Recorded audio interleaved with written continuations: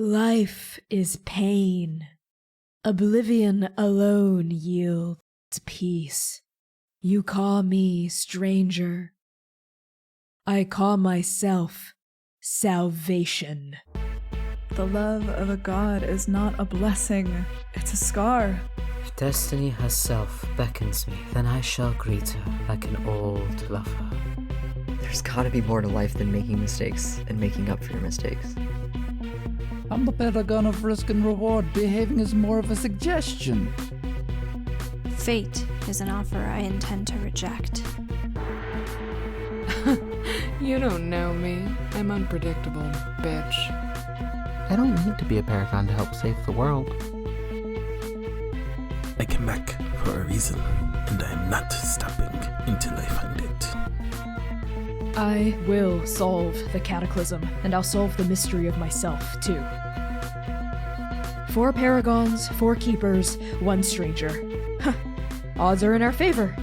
Now let's go save Endake.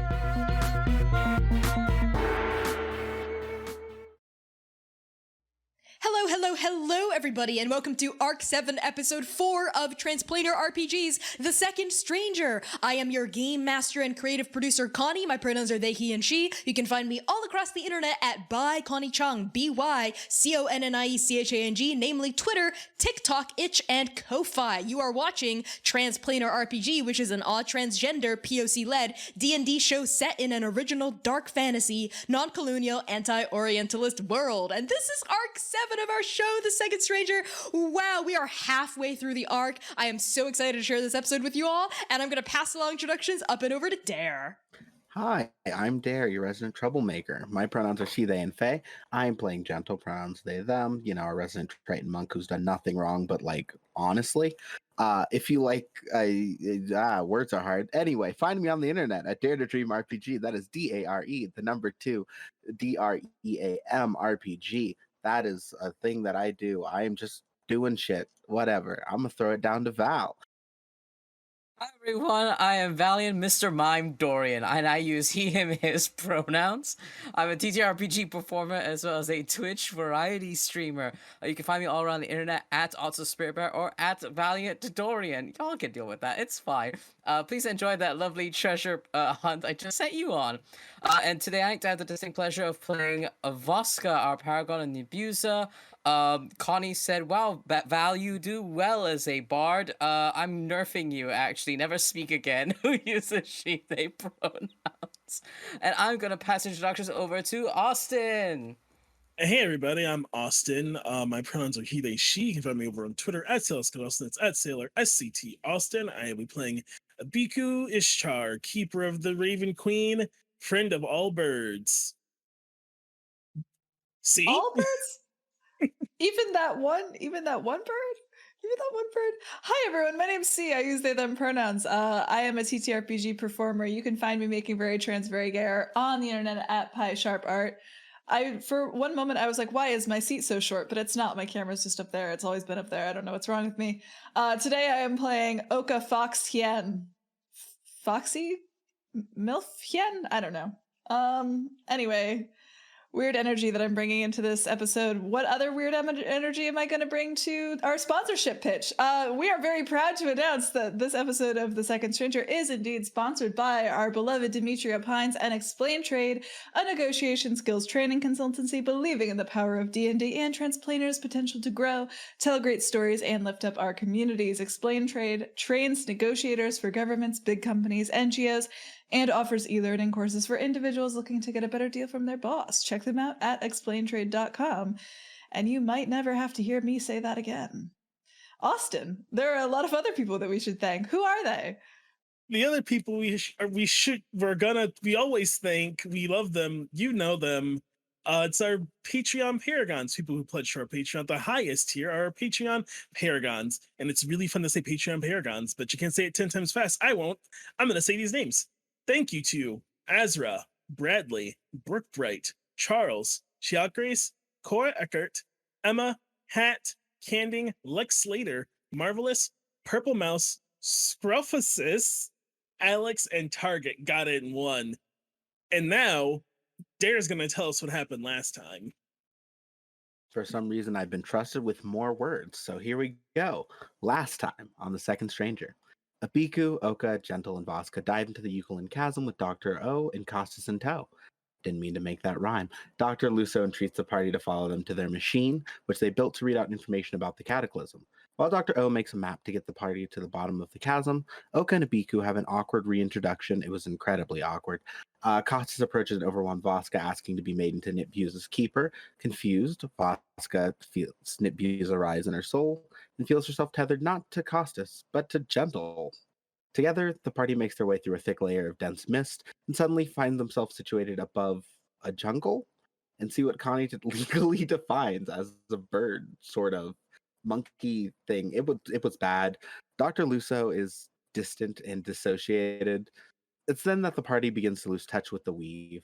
Sun disappears from Abiku's mind. Voska tries to shout at Costas, but finds that her voice produces no sound. Oka turns into a fox. Gentle isn't able to conjure their hand of healing, and Bud begins to lose his magical sentience. Dr. O's magic remains, and though they look like they're about to reach out and help, the good doctor turns and begins to walk away. And that's what you missed last time. Use exclamation point recap in chat to reach our written document for a full recap. I'm going to toss it down to Val. And I'm catching it and ready to tell you all about today's title. Today's title is The Smog, the Fire, the Flood, from The Flag on the Shore by Carrie Downey. The full verse reads, with a great deal of trying to reconnect the eye to its hand, the water to the shore, there was a long and sad pause between the flags speaking and their hearing. They, the moss, the fungus, the coral, they creep white the whiteness of death. They, the smog, the fire, the flood. Thank you for that. And now content warnings for this episode and our campaign in general. They may include fantasy violence, body horror, gore, blood and bloodletting, apocalypse, trauma and grief, death of loved ones, familial struggles, complex and complicated relationships, romance and references to sexual entanglements, earthquakes, heights and falling, vast depths, vast bodies of water, and fire. Use exclamation point CW in chat for a full list of these content warnings at any time, and exclamation point safety for a look at the cast's lines and veils to know what topics we will not cross into no matter how dark things get. So with that out of the way, let's begin.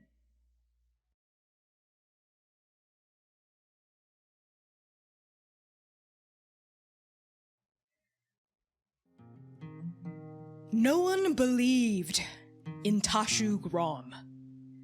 No one believed her theories that there was something down there, beyond the mist, beyond the depths of the Great Rift. Tashu's letters always returned to sender. The Paragons were too busy, she was told, with the rebuilding. New kingdoms were being forged, flags were being sewn, anthems written, rituals of worship bled for and observed. And yet, Tashu thought it peculiar. She thought it odd. No one else thought it odd, least of all the Paragons who were there, who were the only ones there when the rift was made. When the stranger came. They fought it, they beat it, and now they cared not for investigating the crack in the realms that it tore open. Something was amiss. Something was wrong. And Tashu Grom would get to the bottom of it. She packed a satchel, penned a letter, rolled it up, put it into her breast pocket, and swore she'd deliver it to the Paragons when she emerged from the rift victorious. She prayed to Gul Tanger for courage, for light and strength to guide her path. She prepared as many spells and magic as she could, spells of flight, of wayfinding, of making food and water and weapons. And then she went into the mist. Tashu Grom wasn't scared when she saw the jungle. She wasn't scared when she let go of her grappling hook and tumbled down through the canopy. She wasn't scared when she cast flight on herself. But she was scared when it didn't work. Oka and Voska. Your god magic is stuttering. Vicious, gasping, red, blue, vile pain surges. The weave is thin, threadbare, and your gods are pale.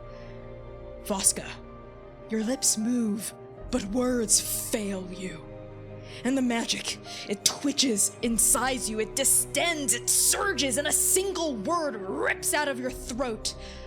What is it? The single word that comes out of Voska's mouth is no. And then you're silenced again. A muzzled wolf panting against cold iron, your white hair falling limply into terrified eyes.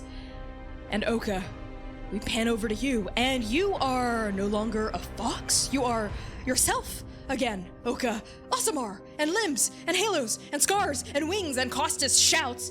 And then we pan back to you, and you are an elk? Thrashing in a Biku's arms, foam frothing on your hide, neck thrown back, long and horrified, and Bud growls. And then we pan back up to you, and you are a rabbit. Small, and weak, and white as snow, ears pinned back against your skull, minuscule heart thumping and thumping and thumping against your ribcage. And we pan back to Costas, who steps in front of Voska and says, "So you can talk! Voska, hey, listen, make me a keeper. Now, I can fix this." Voska, roll a d10.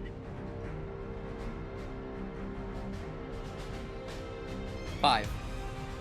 And Voska, what 5 words do you get out as Nitbuza's magic surges and stutters inside you, unstable and frantic? I think Voska's hair is kind of like falling over her face, and it's like pulling teeth trying to speak. It feels like her mouth is muzzled and her voice box is trapped and caged. And as she is seething, trying to release a breath that will form words, she instead just yells, "No! She didn't choose you!" What the whole point of being a keeper is you can choose whoever you want, right? So make her choose me, Voska.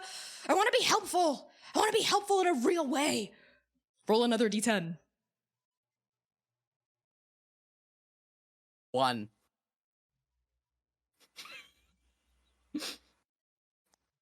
The only word that comes out of Voska's mouth is this exasperated, almost a mewling, begging voice.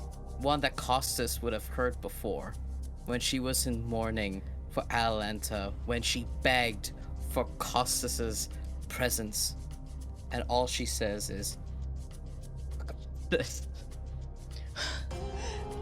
Voska, listen, okay? Just listen to me for once. And Costas grabs you by the front of your shirt. Look, the stakes here, they're really high, okay? The stranger's fucking coming, and I'm not strong enough, okay? I'm not a keeper, I'm not a paragon. I'm just me. I'm not powerful enough to save your life, to save anyone's life, the way I currently am, okay? I'm also not some world leader. I'm not a leader of the Alliance of the Eight. I'm just me. So the only way I can actually make a difference is if you make me a keeper, Voska. Please. Roll a d10. 3. And there's like so many words that Voska like mouths trying to explain herself in the most insightful, wise, bardic way. And the only words that come out are, "She didn't choose you." And in frustration, Costas like drops and I think rips part of like the front of your robe, because without Paragon magic protection, it's just regular cloth, and it just rips, sort of like showing part of like the top of your chest and revealing some top surgery scars that you have. Like that's how far down Costas pulls it. And they turn around and they take out one of their swords and they stab it onto the ground in frustration, and without missing a beat they whirl around at you and you see there are tears brimming in their eyes. Voska, I feel fucking Biku's a keeper. Gentle's being talked to by Nebuza and you. Oka's a paragon. Visanti's a paragon. Fucking Jiran has his own thing going on. I don't have anything, okay? You strike team A, you, me, Abiku. Abiku's always had her own shit going on. Now the Raven Queen's chosen her, and you're a paragon, and you've always kept me. You've always kept Abiku at arm's length, Voska. And I know we joke about it, like, haha, I have a crush on Voska. Everyone knows Costas has a crush on Voska, and you laugh, and I don't even know how you really feel about me. Even after I open up to you, you've never once, Voska, you've never once given me a straight answer about anything. About your feelings about me, about your feelings about anything. I know you grieve Atalanta, but I don't know how it feels to grieve her. You never talk about it. Even after I told you about being cursed by a witch, about this, and they like walk up to you and they grab at the icy part of their body like they're trying to rip it off their face. This part of me that I hate so much. I don't know anything about you. This, and they like draw their hand between their chest and yours. You're up here, Voska, and I'm all the way down here. This isn't equal. Okay? Roll a d8. The fear of God in me with the reducing die size. 3 again! I swear to cry.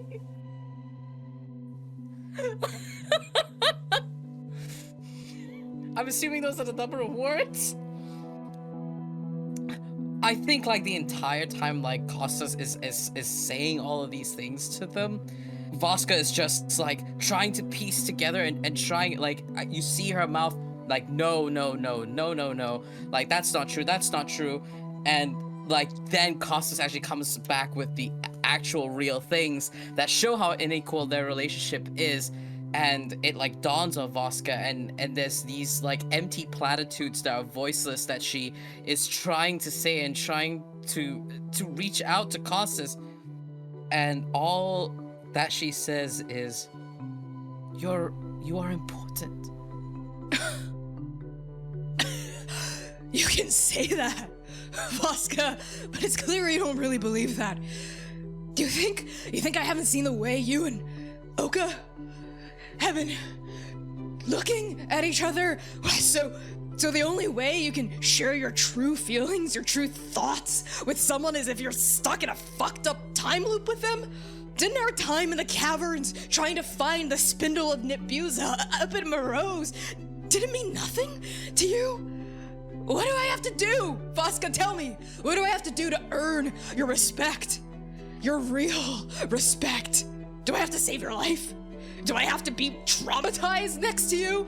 Do I have to become a paragon? I can't do that. But I can be a keeper, right? I can be a keeper, if nothing else. I just want you to open up to me, Voska.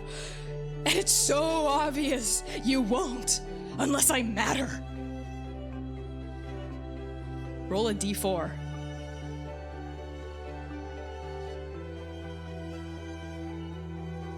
Three again. I think at this point, like, there is a layer of tears, like, brimming on Voska's eyelids, as she's never felt this powerless in a confrontation. And there's just a moment she's speechless in front of all of that. You're my friend.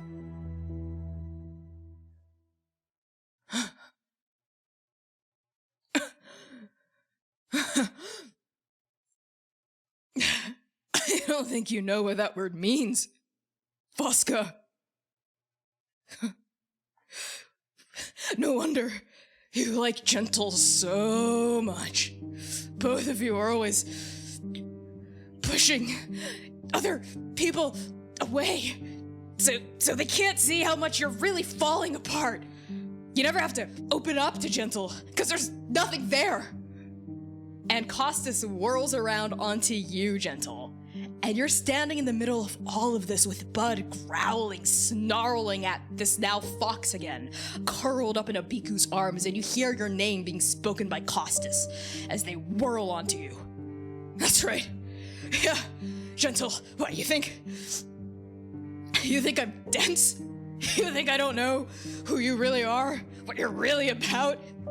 Dron isn't the only person who knows who you were, who you are. I'm also from Bolshaya, or did you forget? I also grew up in the commune. Yeah, you used to be this fucking weirdo who just picked plants and acted all soft and kind and talked to animals and all that bullshit. But I remember, I remember the day you poisoned everyone. Yeah, I bet you'd like everyone to forget about that, wouldn't you? The day you got everyone in Bolshaya sick. Really sick, because you were just trying to help without knowing what the fuck you were doing. And now you think you're hot shit. Huh? Yeah, I've been watching you ever since the Iron Citadel. The only person you really talked to, the only person you ever really interacted with was Jiran. You and Voska both keep this fucking distance from other people, and you have the audacity to act like you're the emotional backbone of the party or whatever the fuck? Well, that's rich. That's really rich, Gentle. That's so rich. I'm shitting gold coins out my fucking eyes.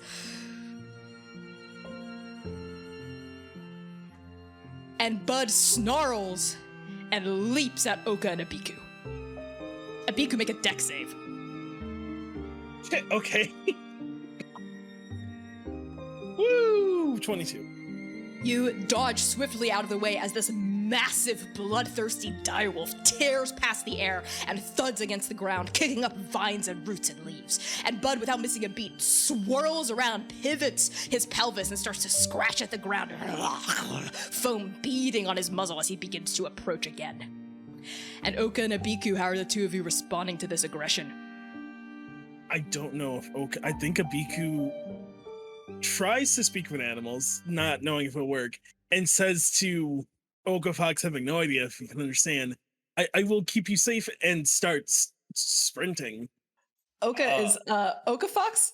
Oka Fox, I think it doesn't quite matter what language you're speaking to them in, because the only response you get is a scream, whether it's like a fox scream or an elk scream or an Oka scream. Like, it's just kind of, they're just kind of screaming. And I think making it kind of hard for you to hold on to them, they're like kind of thrashing around, and you don't really know if it's like a paw that touches your shoulder as they try to climb up onto you higher away from Bud, or if it's like their hand, or if it's a wing that hits you, or their tail. It's uncomfortable, but they are letting you take them and run away. Yeah, as the two of you whirl around and start to disappear deeper into the jungle.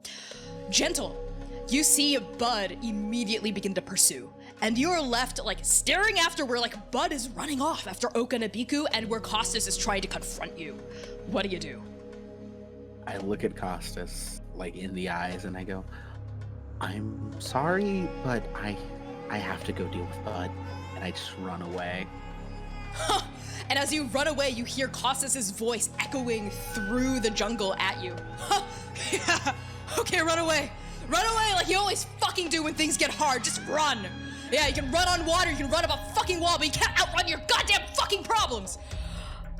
As you disappear into the foliage.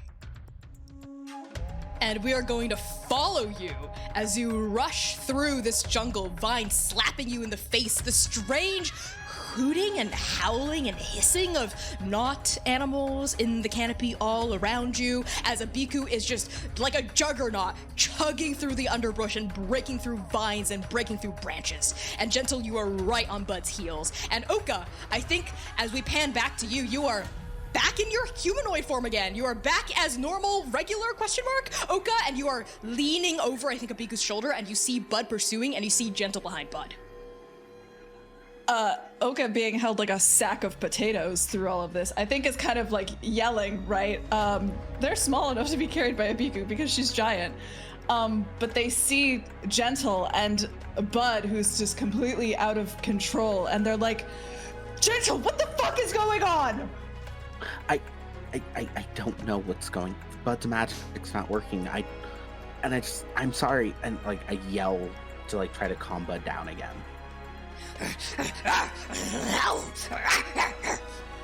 Of course it's not fucking working! None of this is gonna work! How is this gonna work if you don't even know what the fuck you're doing? I think the fact that it's from Oka hits a lot harder.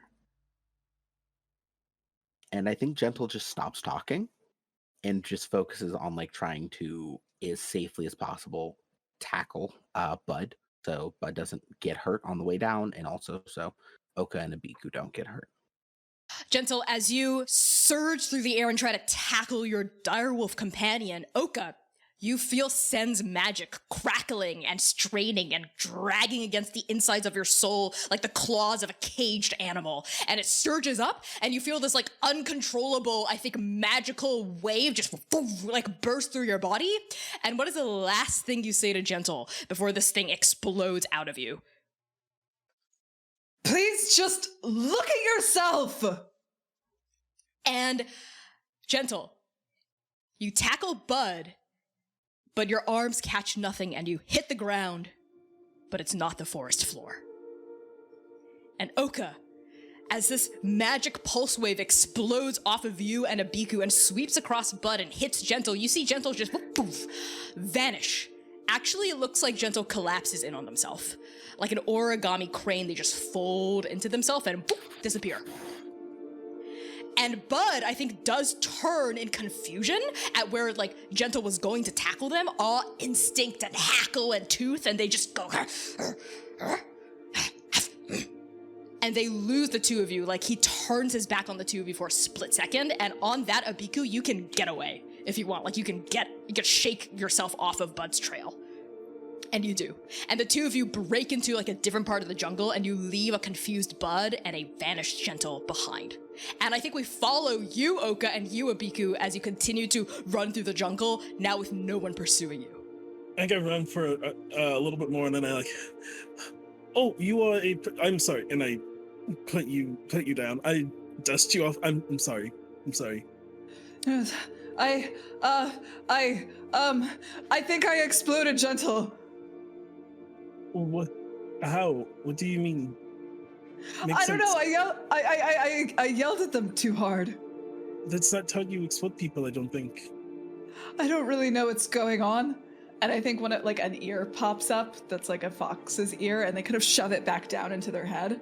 Oh, you are broken. Yeah, Abiku, we're both broken.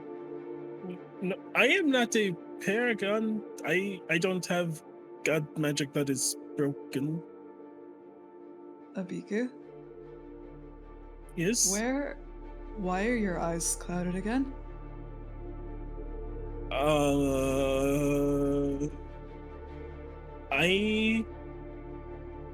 So I don't know how I am here.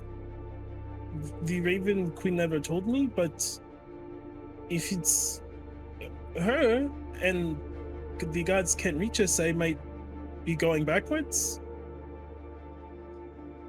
Going backwards? I mean, I was dead once. If magic where we are from does not work down here, I mean, unless it is magic from down here that woke me up, it only makes sense that whatever took Sun will take me too. You seem awful calm about the idea that you might be about to disappear, Abiku.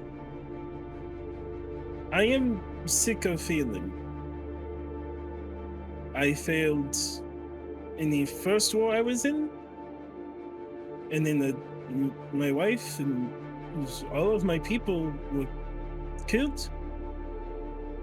And then I almost failed Vasca on the Paragon mission, and I helped at the Iron Citadel, and I helped with Dewey, and I thought I could do it, but I can't feel Sun, Oka. It's like someone took half of my not beating heart. And I don't want to you have to save the world, all of you, and I am a failure. If you've done all that and you're a failure, what does that make me? I mean, you are destined to be a hero and save the world. I am just someone that a god thought could do it, and I mean, even gods can be wrong. Even gods can be wrong, but is that what happened? Is that really what happened? Look at me. Look, I don't know anything. I thought I knew, but I don't know anything.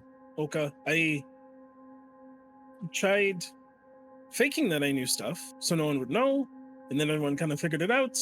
And then when I met all of you, I thought I could fake just being another person to help. And I mean, you were with me for like 6 minutes and clocked that I was not like a real person. You are a real person. I just don't know sometimes. What if I'm just a bunch of energy inside in the body, you know? What if the real BQ is still gone and I'm like a god shot, I'm like a part of her or something, and when this is all done, then I'll just not be here. And I think Oka kind of like just sits on a log nearby, like, puts their head in their hands. Oka sits. You would not believe how much you sound like myself in my own head sometimes. I'll come sit down next to you. What do you mean? So, 8 years ago, I died. All the way. All the way gone. Nothing left. And then I was suddenly alive again. And I didn't know what it was. I didn't know if it was Mengchen Shudi. I didn't know if it was fate fucking laughing in my face. I didn't know if it was because the Raven Queen hated me, or if it was an accident, or if it was my sister, who was the most powerful necromancer in the fucking world, or what. And I, for 8 years, let myself be a monster, let myself be a failure, a mistake. I literally couldn't even die right. How much more of a fuck up do you have to be? And when we got into the time loop, I don't know. It was me, or it was fate, or destiny, or I still don't even know. Brought myself back to life. That doesn't even work. It doesn't even make sense. You don't even make sense. I don't make sense. Gentle doesn't make sense. Vasca doesn't make sense. None of us make sense. Dr. Elusive doesn't make sense. Bud doesn't make sense. None of this makes sense. Fate doesn't fucking make sense. But here we are. And there has to be a reason. Or maybe there doesn't have to be a reason. Maybe we're just here together. And we just have to be here. I am glad to just be here with you then. Me too. I am really sorry I never wrote you that letter. I can read you the one I wrote and didn't send. It's okay. There are a lot of things I probably should have said too. But maybe it's better not to try to pretend or make our past mistakes right, but to think about who we want to be right now. And Gentle, you hit the ground. You are in a dark, shattered place. All around you are fragments of, what are those? Mirror shards? You see your own face, your own body, your limb, your fingers, your gills, your hair reflected back in 1,000 different positions from 1,000 different directions all at you. It's like the world's most broken mirror maze. You see vines crawling up out of the shadowy ground, twining themselves around the sharp, jagged edges of several of these mirror shards. Make me an Arcana check. Nat 20. Okay. I never get those. You hear faintly in the back whispers of two familiar voices. One of them is Oka's. Another one of them is Kane's. And you realize where you are. This is an aspect of Oka's shattered subconscious. This is an echo, a whisper of a memory of the carnival in the championship of Nabal. And a lot of this memory, through the vines and through the foliage, I think bristling in the darkness, has been reclaimed by Oka's subconscious. But it's still here. A brooding trauma, a lament in the core of Oka's soul, lodged inside their heart, a sliver of it still remaining, and you are trapped within that sliver.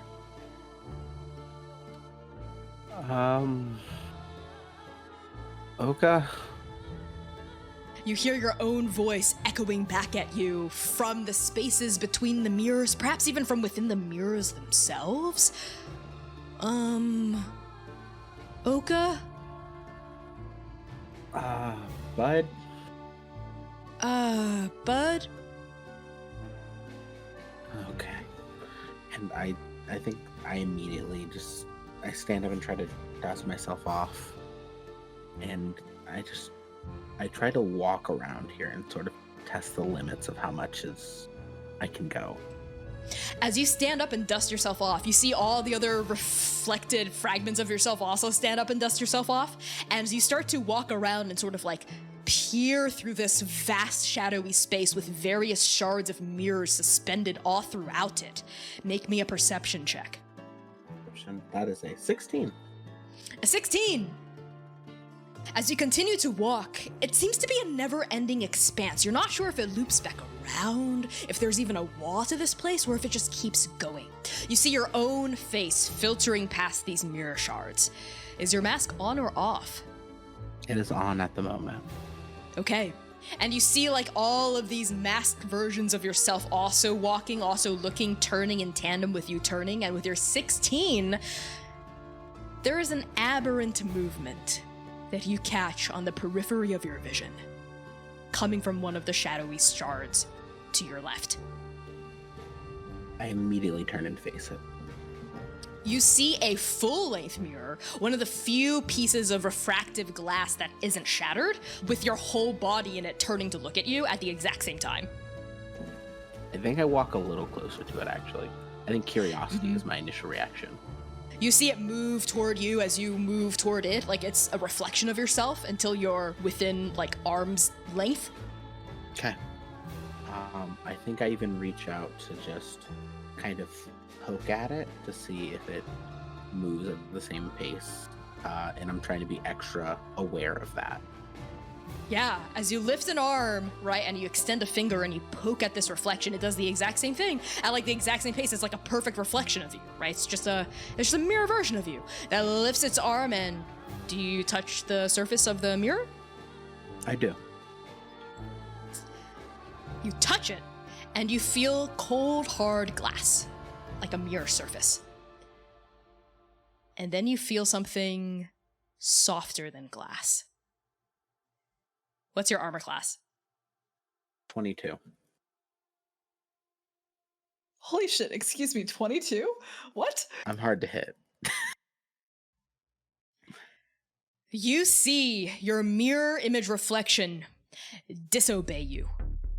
The other arm comes up, curls into a fist, cocks it back, and punches through the glass and scores a blow right in your solar plexus. And this whole movement takes place in less than a quarter of a second. It is fast, just as fast as you. And you, I think, are thrown back by the force of this blow. It's like a sonic boom, eviscerating the air, and I think you slam into some mirror shards behind you, and there's like a shattering noise as all these different panes of glass explode and clatter in a cacophony, all scattering by your body as you take 21 points of force damage. I can live with that. And you see your mirror self, its right hand still almost like smoking from the blow, curled into a fist, and it steps out of the mirror silently and begins to approach you. I think I'm going to throw some glass at it. I think for my initial attack, I'm going to throw some darts at it and then rush up with a flurry of blows. Do I have access to flurry of blows, actually? Well, I feel like that's something you can just do as a monk. So Okay. yes, I think you do. Okay. Then I'm going to throw multiple hits real quick. Let me. That was a nat 20, a 28, a 24, and a 26. Yeah. As you fling this shard of glass at it, it cuts through the air, and I think, where are you trying to pin it? I think this is Gentle being deeply aware of their own body. Their leg still hurts a little bit from the cannonball kick back at this Iron Citadel. It aims like at a shin. Yeah, you see this glass shard fly through the air and it gashes open a shin on the weak leg from the cannonball kick, and you see your own blood, red, right? Like from your own body, sort of explode and splatter in a single straight vicious line across the shadowy ground, and then you rush up, you're right in this thing, this reflection, this U's face, and you punch it several times. Where are you scoring these blows? I think once again, I know my own like blind spot. It's like right under the left side of my chin. The mask just makes it kind of hard to see. And I think what I do is I just very deftly, just like almost like crouching, almost like a Dempsey roll if you know boxing, and then lean with my full force into that punch. Yeah. Oh, yeah. You punch this thing like straight in your own weak point of the jaw, and you just slam a fist against its jawline, and the mask flies off.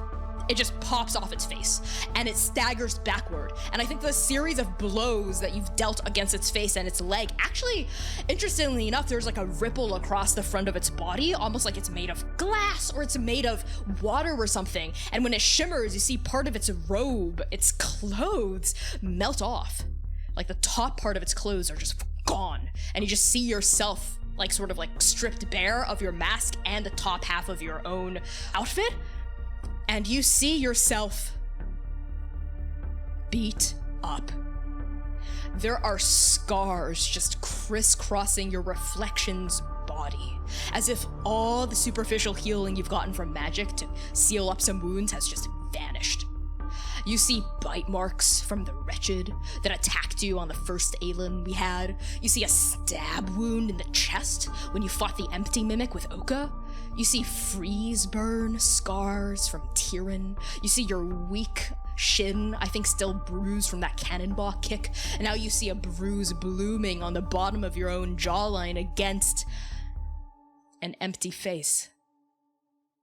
This version of Gentle has no eyes, no nose, no mouth. It's just blank. I think the initial image causes Gentle to freeze up enough that if you want a freebie, go ahead. It actually doesn't attack. You are a fighter through and through. There is an instinctual part of you that knows you've left your guard down. Right? And I think there's even that thought where you're like, oh shit, my guard's down, right? After like a split second. But you notice this thing doesn't exploit that weakness. It just sort of like stands there now with its arms limply by its side, and its head is cocked slightly to the side. Its lack of eyes still almost gazing at you. And you hear a voice. Coming from this thing, your own voice, that says, "You've given up so much of your body to help other people." And Gentle, as you look back at your own reflection crystallized and actualized into flesh, what other scars do you see pop up across its skin that you've allowed to crisscross across your own body? There's like there's several bite marks, and I think just gashes from hunting with Duran for years and Gentle taking a hit so Duran doesn't. I think there's tons of almost star-like bits of debris, especially on Gentle's fist, from blocking the explosion back in Davathati. I think Tireless Body isn't working, is it, right now? That's one of my monk things. No, it is not. I think you also just hear Gentle's stomach, like, loudly growling. They haven't had to worry about food or drinking outside of, like, just for enjoyment in months. I think even their hands are, like, tinted with, like, a sickly dark color from Tyrion's poison that they were immune to back in the Iron Citadel, but now their body just looks ragged and wretched. I think Gentle looks and just says, They, like, take their mask off and their shoulders just go slack. I'm sorry. Sorry.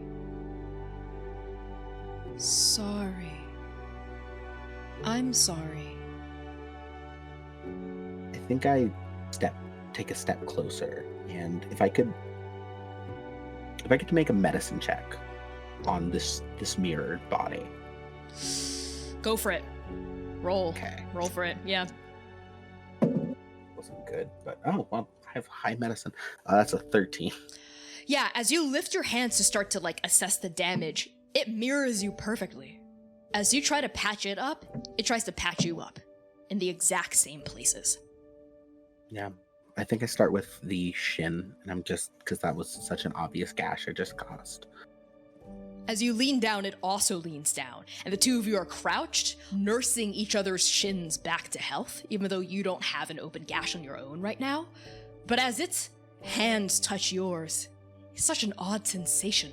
It's like its fingers are made of flesh and bone and blood like yours, but there's a cold cast to it. Something that reminds you that this is not exactly quite alive in the same way that you are.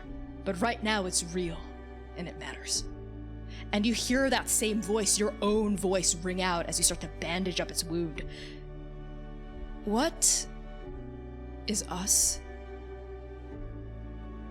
What if this is you, is me, is other people?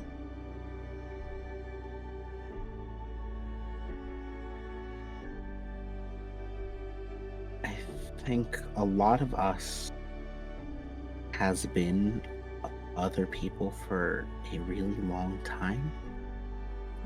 Why? Because when we help other people like when we're around. But what do we want? I just want my friends to be happy, and I want Bud to be okay, and I want to help save everybody. But... And your mirror self, with their hands shaking, raises their arms up, peppered with all these scars, and touches each bruise, each gouge, each slash, each burn, almost with a reverent hopelessness. Does this make our friends happy?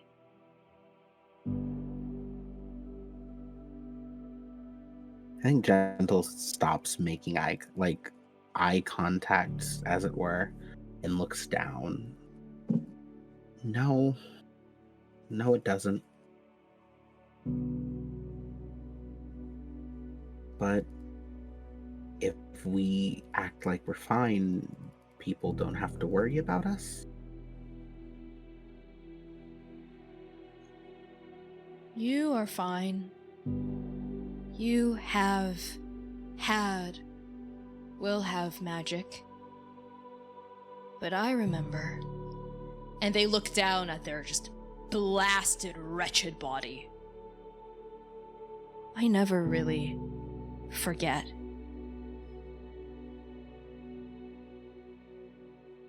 have to remember it too.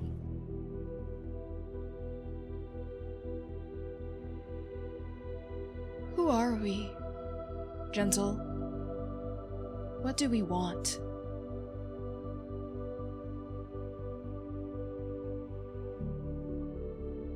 We're gentle. And we want to make things better. But we can't make things better like this.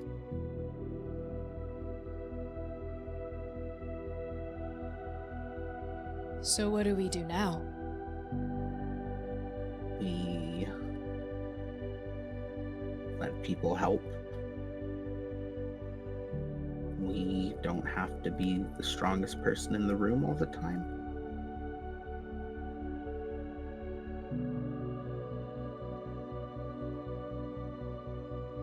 And I support the weight of the mirror gentle. Let it sort of fall if it needs to. And they lean heavily against you.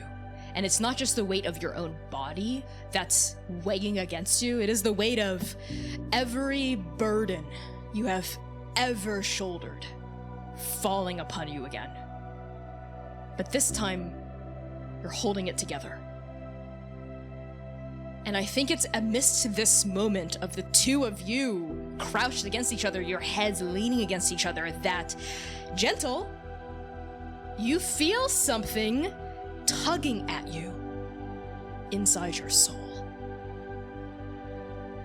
And as it does, I think we see like a glowing blue thread, bing, light up inside Gentle's solar plexus and trail out the back of their shoulders and connect to a different shattered mirror shard in the distance that doesn't reflect this scene back at us, but rather offers a shattered pane a glimpse into a darkly, richly emerald green forest, a jungle clearing.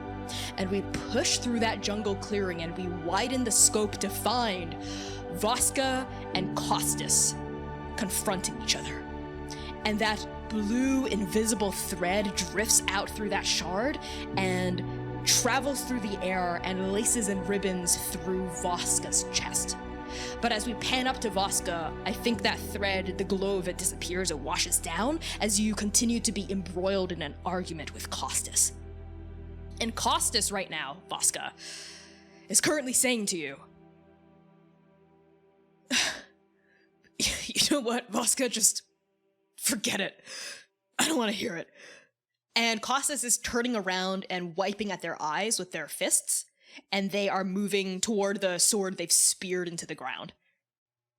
I think what everyone sees is a Voska who is defeated, who kind of sees Costas, I assume, going to sit down by the sword that they've planted on the ground. You see her raise a hand up and feel breath and her vocal cords unstrain, and goes to say something, but doesn't. She instead, Connie, if you will allow me, pull out her flute.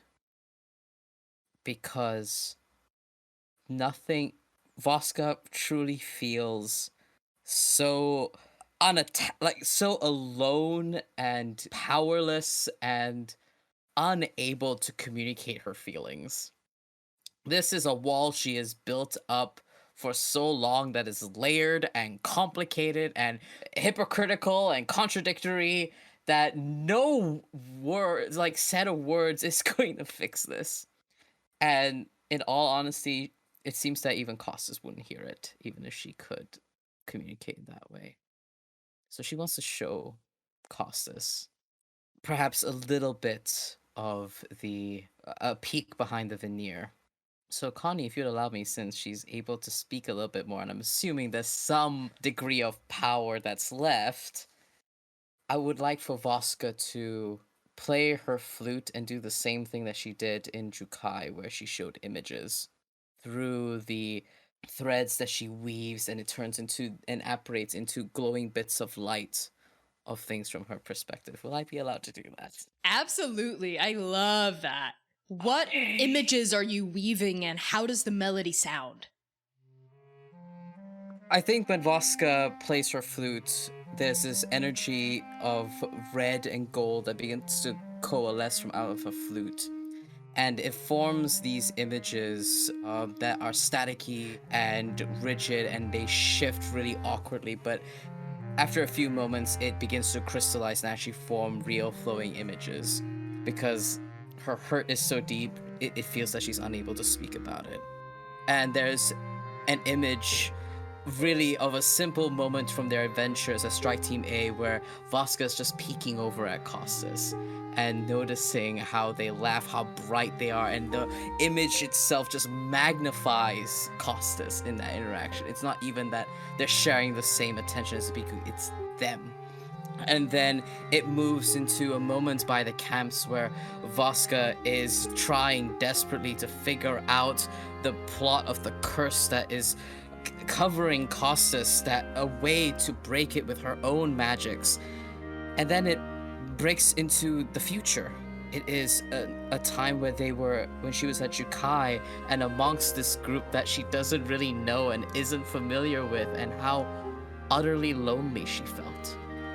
And this loneliness is compounded by this metaphorical image of her distance between herself and Costas, and how it kept growing and growing and growing.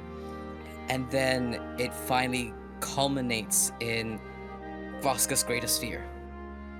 And it is an image of Atalanta stabbed irreverently by her own trident. She sat upon her throne. And on either side is an image of a Biku being run through by that creature, that empty beast in Morose, and Costas on the ground, unmoving, a body slowly being devoured by ice. And I think there's just this one feeling that comes through in this entire time, and it is, what would I do without you? As you approach Costas with this tail, weaving itself with stuttering, flickering, glitching magic still as you try to tap into Nebuza, who is spindling, who is growing threadbare, unraveling herself within you. You surge through all of that and try to find, if not the right words, then the right melody, the right feeling, the right art to show Costas your true feelings. And as Costas turns from where they've crouched down next to their sword and their eyes widen as they see you weave magic again, we actually push past this magic and we find that thread that's still drifting out the back of your solar plexus before Costas has the wherewithal to respond. And we follow it back toward that shattered pane of glass into Oka's subconscious, where Gentle is mired and trapped. And Gentle, I think your eye this entire time was drawn to that shard, and you saw this happen through almost like that tiny aperture into the now ? And you feel your mirror self lent up against you begin to lighten, and you realize that they're disappearing. They're vanishing, they are stabilizing, and they are going back whence they came. But the last things they say to you, Gentle, that you say to yourself is, "Don't hide us away anymore.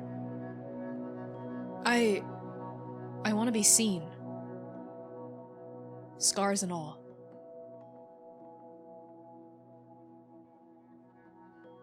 I'll take care of us. And on that, a gentle gust of wind just blows this reflection of yourself away, like a ghost finally letting go. And you feel the tug of that thread through the back of your own soul strengthen. I think I follow the thread. As you turn and your gaze travels down that long string connecting you to Voska, you hear a voice, I think, first time in its fullness, in its roundness, shattered and frayed at the edges, but holding on. You realize this voice is holding on to you, Gentle. And it comes from everywhere and nowhere and inside and outside. And Nitbuza's God Shard says, "You might be lost, child, and sometimes I am too. Sometimes I don't know where the story is going.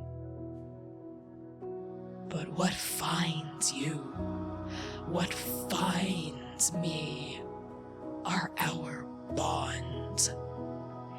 And like a firework explosion on Adolin, several other threads shoot out of you toward different panes of shattered glass all around this mind space. You see one hit a shard, the shard shimmers, and you no longer see your own face reflected back at you, but Oka and Abiku in a jungle clearing sat down next to a fallen log talking to each other. Another thread shoots out, clarifies against a shard of glass, and you see Bud sort of panting and looking around and digging at the ground where you had vanished. Another thread shoots out, and you see Costas's perspective of the conversation between themselves and Bosca.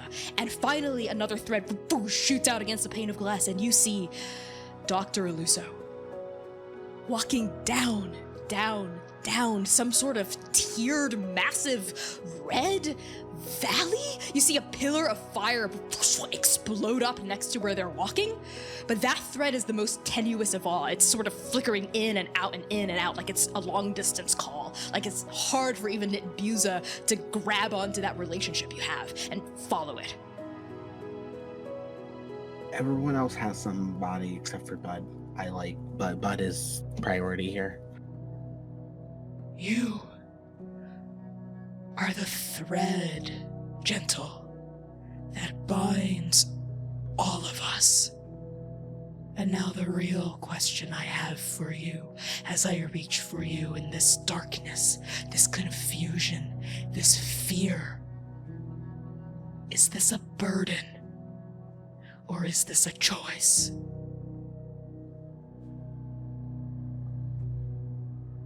I think for the first time in a long time, it's a choice. I want to be here.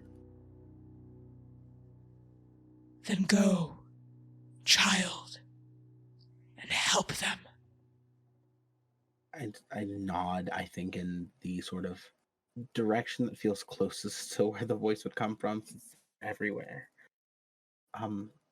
Thank you.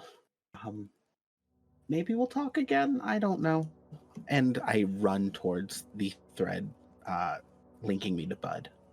And we cut into this forest clearing where we see Bud sort of aimlessly wandering in circles, sniffing the ground, looking up, froth still sort of foaming at their mouth.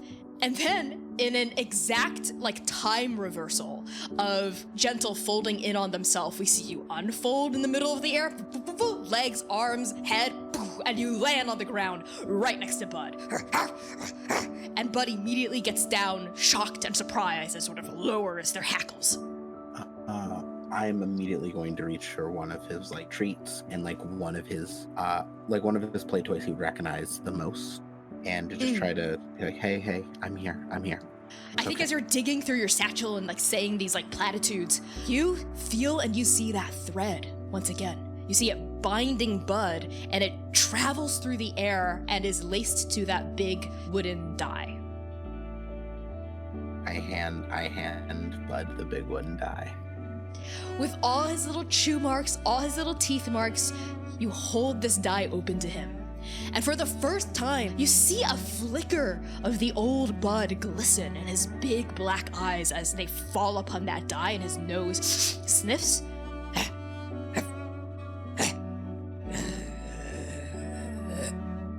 But he approaches tentatively, opens up his jaw, and picks it up gently.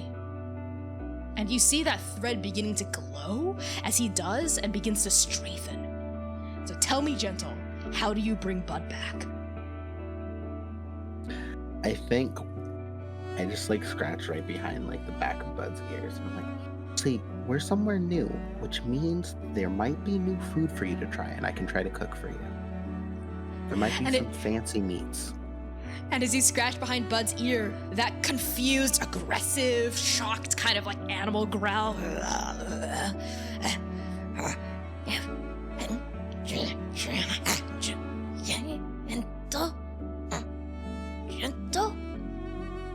Gentle? Hey. Where did I go? I give him like the same hug that a parent gives when they don't hear from their kid in too long, where it is like love and concern all in one. This place is really weird, and you got a lot less magic for a little bit, but you're okay now.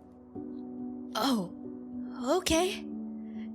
And he picks up that die and like chews it. Like chews at it in a comforting, like puppy way that he used to, but he's so much bigger now, and you're a little worried it might crack, but it doesn't. Like he gnaws at it and adds new teeth marks to it. And as it does, you feel that invisible thread. It seems to glow, brimming, filling your heart up that connects you to Bud, and poof, it almost kind of like explodes in a shower of like glowing dust around you as that bond is forged and reforged again. And now Bud is here and Bud is back. And you feel another insistent tug, 2 strings leading you deeper into the jungle in the direction of Oka and Abiku. Speaking of whom, we cut back to the 2 of you moments before Gentle's arrival. So yeah, that is what happened at the Citadel. You know, it was a very weird place. I think I left a raven in charge. So, I'm sorry, you put a bird in charge? Yeah, 2. They were supposed. The birds you saw, I had them bring you. They said they brought you the message. I never saw any birds. I stole that grain. I mean, the end of the world's important, but I made a deal with them that they would bring a message to you about an ever-encroaching darkness that was in Kirtal. But we handled it. You know now. I can't believe they were dying. So you put lying birds in charge of the Iron Citadel? Yes. You know, Abiku, I really don't know why neither of us kind of refuses to stay dead, but I'm glad that you're here. I am glad you are here too. I mean, if everything we've been through hasn't gotten us, I know these strangers like a whole thing, but it hasn't stuck yet, so maybe we shouldn't be too worried. Fuck, you actually make me feel a little hopeful. And I think that's when Gentle arrives on the scene with Bud. Hi, Bud. Now, you should say sorry. And I think on Gentle. the ride over, I explained the situation to Bud. Oh, hi, Oka. Hi, Abiku. I'm sorry for chasing you. I don't remember doing it, but I'm back now. It's okay. I am sorry for threatening you with a sword. You what? Yeah, you were kind of like you went big wolf for a little bit, buddy. Oh, okay. Well, it'll take more than a sword to bring me down. You know what? I just look at Gentle and I'm like, I will leave it at that. That's okay. Yeah. Gentle, are you gonna do the thing to help them and make Oka's halo stop spinning so fast behind them and bring Sun back? I mean, I don't think I can do it on command, but Gentle. And Oka gets up and kind of goes for Gentle, and they look like they're about to hug them, but then they look kind of really sheepish. I was really, really worried that I exploded you with my mind. I was processing that. Are you okay? I give Oka a hug if they'll allow it. You didn't explode me. I was in this mirror room, but I kind of needed a space to just look at myself and think, so intentional or not, thank you. No, Gentle, let me apologize to you. What I said was hurtful and wrong. Okay? I'm sorry. I forgive you. It wasn't great, but I'm processing all of it, and it'll get better. And Oka hugs Gentle again if they allow. Of course. And I think on that hug, Gentle, you feel that same explosion of constellation ripple across you. And Oka, you feel it too.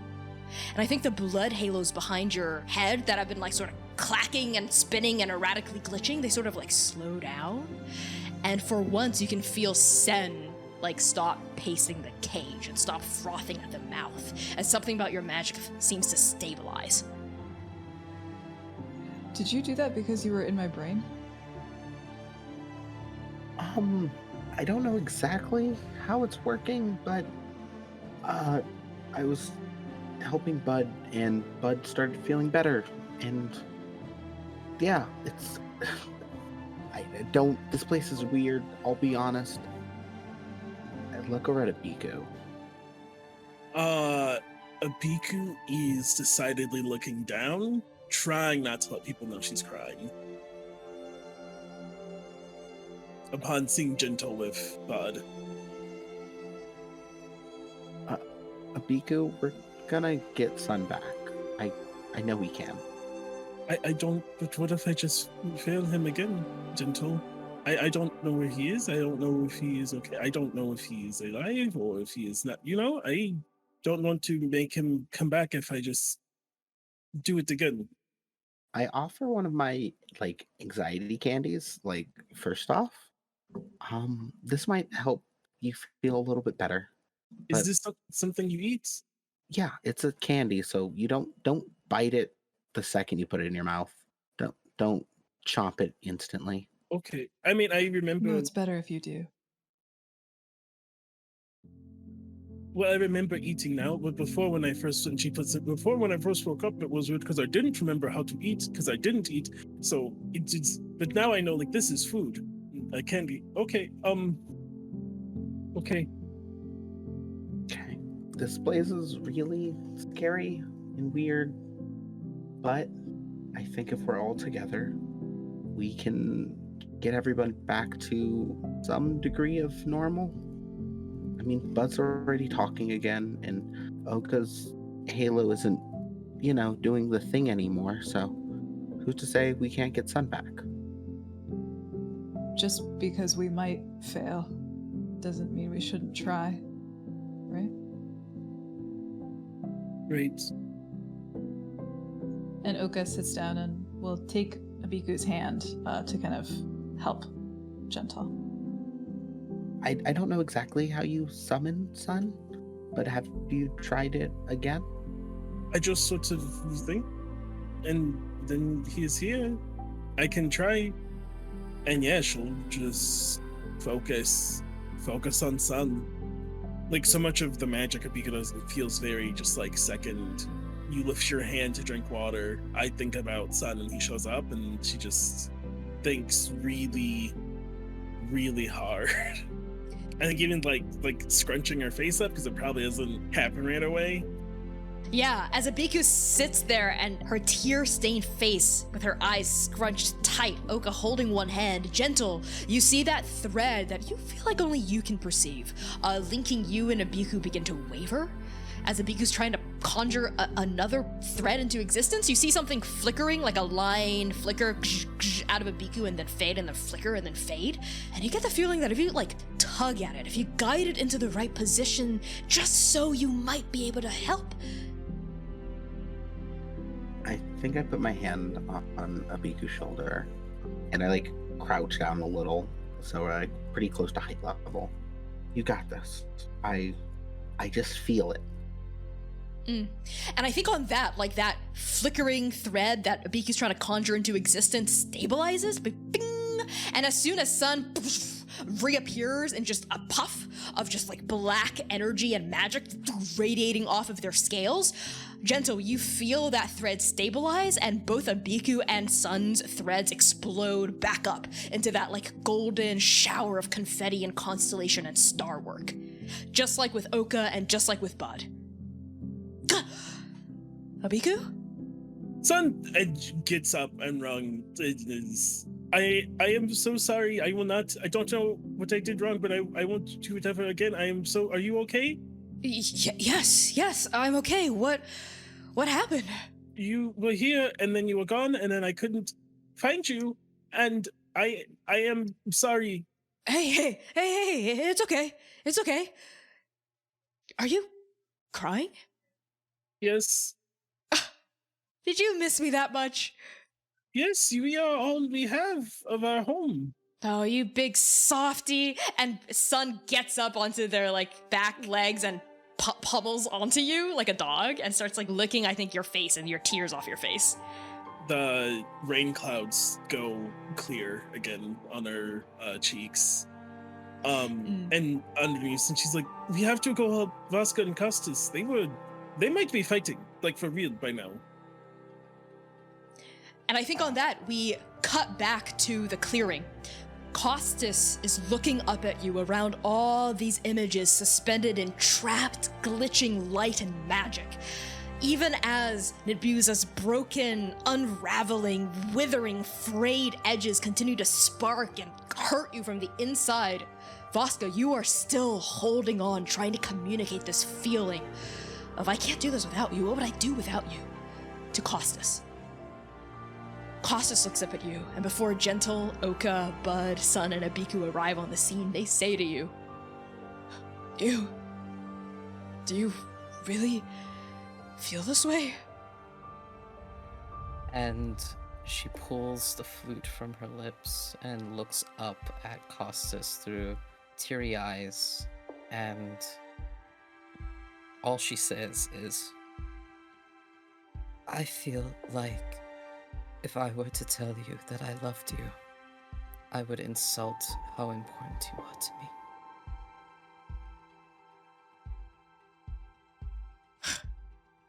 That's a really weird way to say I love you, Costas. And Costas gets up and hugs you, Vasca, actually, and like holds you tight against their body. And they say, love you too, Vasca. And they let go.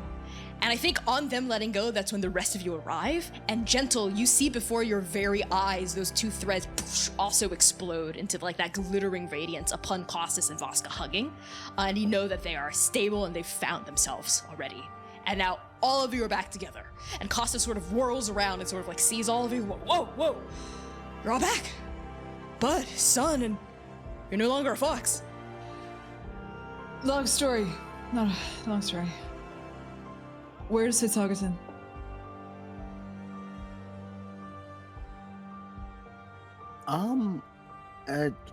There was a valley with fire. It was really red. I don't know exactly if it was weird to see. I don't know exactly where it's at, but maybe I could try to focus in on it again. I don't know. Yeah, you should. I like how you were able to find Oka and Abiku. I'll do my best. Is there anything I should roll for those? No. You just have to describe to me how you focus on this particular thread. When it comes to Dr. O, I think there's a kindredness to the way that we navigate the world. And I think I hang on to the memory of asking to help me make gifts for the hounds. And I sort of hang on that feeling of a shared love of helping other people. Yeah, and I think as you tap onto that emotion and onto that shared ideal, you feel that thread clarify in your own soul and strengthen and point you in a particular direction, almost like a hook behind your navel, spinning you around and pointing you toward an area of the jungle and also down. And you just intuitively know where to go. Sort of like how pigeons always know how to find home. You just kind of know how to get to Dr. Aluso. I got it. And on that, we're going to cut to break. So we'll be back in 10 minutes, everyone. We'll see you on the flippity flip with our big old Sagu hunt. Enjoy the music, enjoy the break room, and Pijo. See you in 10 minutes.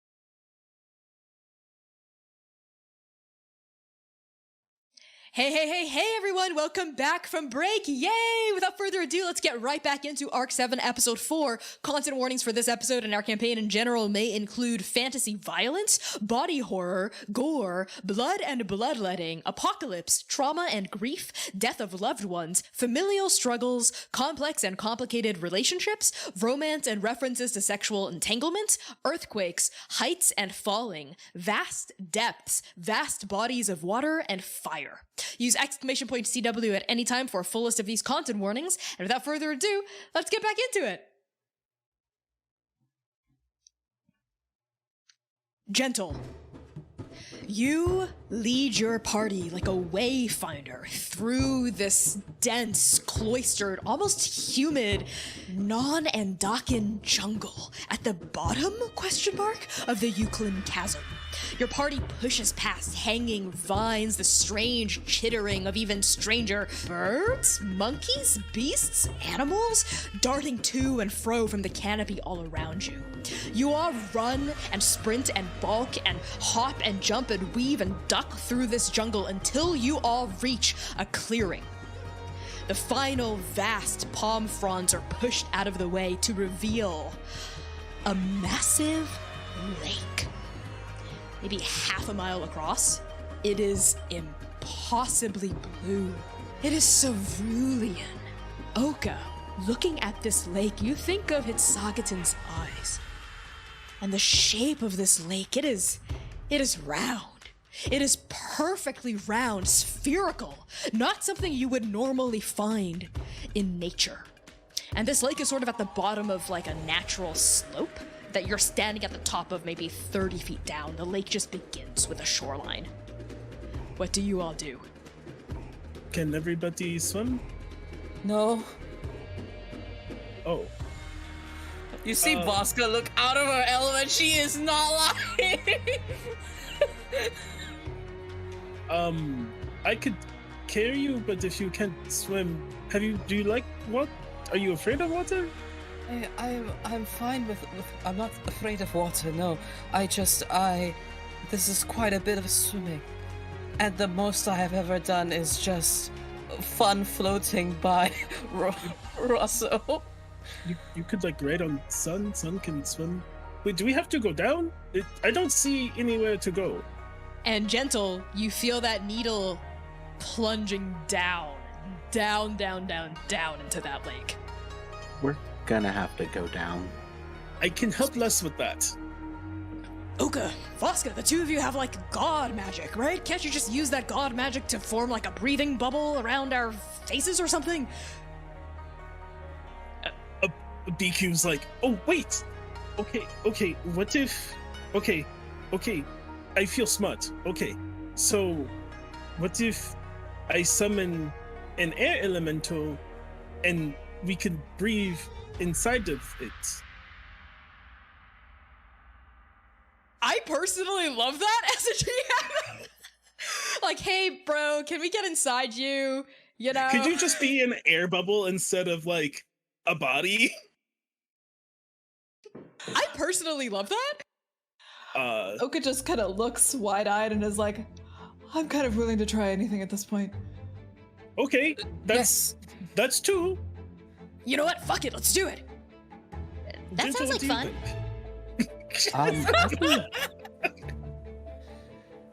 I can just swim. Yeah, Gentle has skills. You could lead our way, Gentle. Absolutely. Sun turns to you, Abiku.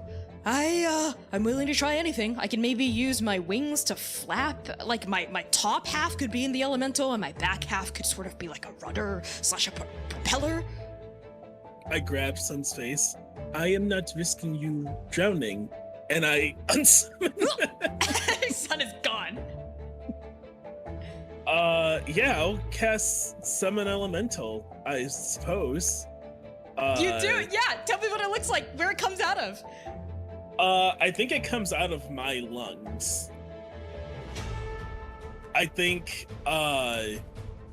Abiku, like, touches the clouds on her cheek and inhales them, and then, like, exhales and, like, keeps, like, exhales what feels like all of her breath as she doesn't need to breathe, until this air elemental is standing there and doesn't say anything audibly, as I just released all the air in my body, but like looks and conveys like what I need this spirit to help us do, and just kind of widens its body until it's like an opaque like oval, and then you can just gestures.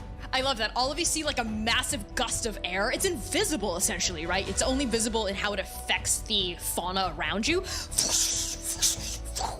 Whirl around you, whips your hair. Okay, your blood in the halos just sort of goes like wobbling through the atmosphere. Parable sort of like rippled in the breeze as well. And Bud's fur also gets ruffled by this gust of sun and wind, and it sort of flattens itself into like a spherical oval and gusts around all of you. And the barriers of this are sort of like a wind wall, but while you're inside, you feel oxygen just continuously swirling through you. And Vika can't talk, so she just gestures and like walks into this. Into the lake? Okay, yeah. So all of you in your giant hamster ball, you walk down to the shoreline and into the water. And it's like if you've ever seen a helicopter touch down on like the surface of water, it's like a massive gust of wind blows across the perfectly smooth mirror-like surface of the lake. Massive ripples and waves like rock through the water and like hit the opposite shore as all of you descend into the depths of the lake, with Gentle leading the way, plunging into the water proper. And as soon as all of you plunge in, you realize this isn't just a lake. This is a pillar-shaped hole. A fucking well. Drilled deep into the earth. Its bottom dips out of sight. You don't see anything at the bottom. It just keeps going down. And immediately, Gentle, with this massive ball of wind on your feet, you see all around you what you think are fish. They are very strange fish. No two look exactly alike. One actually, I think, like swims past your face really quickly. It's only about like a few inches long, but then it turns at like pinwheels in the water and it's suddenly 3 feet long. It didn't even transform. It's like one side of it was short and then it turns and the other side is long. And another fish sort of cuts past, I think, your face at the same time, and it's glowing. It is a glowing serpentine kind of fish with mouths, like open mouths along its eel-like belly, and little holes sort of cut open along its spine. And you realize these holes are gills, and they vent these large pillars and baubles with air as it sort of chugs along, almost like a moving flute. And another fish, as you continue to dive down, and all of you see this too in your hamster ball, another fish seems to have like no gills at all, but it has like multiple limbs just sticking out, and it's like pushing itself through the water. You're not sure if it's a fish or a mammal, and these limbs are like these kind of like stubby little sucker-like things that propel it forward by gulping and then spitting water and propelling. And you also see these like fleshy antlers kind of protruding from its forehead, rear. You're not exactly sure where it's coming out of, but there are definitely these two like coral-like antlers coming out. And as your party continues to descend through this pillar, through this well, through this massive hole, all of these strange fish begin to circle your party. And they all seem like very unafraid of people, like peering at you all almost like a sense of curiosity. None of them like lunge forward to attack or anything like that, but they don't shy away from you either. And Gentle, you find you actually have to like push some out of the way because they don't instinctively move out of the way in the water like they would back in Endake. Like you have to like, you grab onto one that's kind of furry and weirdly dry, and you kind of like shove it through the liquid out of the way. Like all around you, you all see like webbed teeth, furred feet, tendrils, shells, translucents. How are all of you reacting? Once again, I look back at you, Connie, and I go, what do you mean, how are we reacting? Okay, it's closing their eyes and willing Sen to get they're willing Sen to not get any ideas about this. No ideas about this. We're back to the last session. You're the most fucked up fish you've seen. What do you do about it? I don't know. Absolutely nothing. We are walking. I can't trust enough that Abiku's like, no, like you can't, no air. It's just like silent, like we need to like sees Gento touch the furry one. Probably shouldn't touch it. I don't know what that is. It's okay. I'm immune to illness and disease. It's fine. Whatever's wrong with these things, it's fine. Cut to irradiated gentle in 3 episodes. It's fine. It's fine. Just make me nuclear. I'm unstoppable then. Anyway, I think the thing I'm going to try to do is I have Emissary of the Beasts, in which I can communicate simple ideas with beasts that can breathe water. These count as beasts, right? I'm afraid to ask, but What are you trying to do? I'm trying to communicate both that we are like we mean no harm, and that if we could use some guidance, we'd appreciate it. So friends and help. Roll persuasion. Oh my god. Can I get bardic inspiration? Yeah, you know what? I'll allow that. Your magics are kind of back, so I'll allow that. Yeah, you see Voska just in the background, hiding behind a Biku, in true bottom fashion, hates this whole situation. And it's just gonna be like, just like Swisher's parable in this air. To create a little tiny like recorder like sound because she hates this, and you'll get a D12 bardic inspiration. I'm going to use that D12 right now. Please do. Oh boy. Okay, so that is 28 with the bardic inspiration. Let's go. The dry and furry fish you pushed out of the way initially, as you try to like remove it from your hand, it doesn't move. It's like stuck to your hand, and you see limbs, tendrils covered in brown fur, almost like a coconut, start to like web its way up your arm. And it's not painful, but it feels exploratory, like it's reaching out feelers through its central brown spherical mass to try to like figure out what you are. How do you persuade this thing to get off and that you're also not a threat? I think I use I try to see if my like hand of healing and like all of my just vague key point magics are back. And I think I give like almost as I'm going to compare myself to a jellyfish here. So I use like the key that like a stunning strike would give off, like, and give off a similar energy to that of like bzz, to get it like off of me. And then I give the like warm hand of healing sensation right after to convey that like that was a non-harmful action. I like that. I think that works. Like, yeah, I think I'm just flashing lights almost. Yeah. You'd be bioluminescent right now. Its fingers release from your arm, and its furry limb-like tendrils open up as it floats away from you, and you see sort of at the center of its clusters of limbs, you see like gnashing teeth that weren't biting you, but they were right there. They look razor sharp, but it sort of does this. It like waves its arms once like a squid propelling itself backward, and it disappears into the murk. And I think combined with like your key and your gentle nudging of like the various other fish and creatures, beasts, animals, they're not really animals, they're just sort of organisms that are here, you are able to clear a path for your party down through the well. Your party descends through this lake, through this well, through this hole punched through the earth, through this jungle. Bubbles billow in your wakes. You pass schools of shimmering lights, shrimp, you think? Maybe, but flat and sharp with too many teeth. And along the impossibly smooth walls of this perfectly spherical circular pond, coral, ? Grows in clusters that pulsate. And as you plunge deeper and deeper and deeper, all of you notice something bizarre.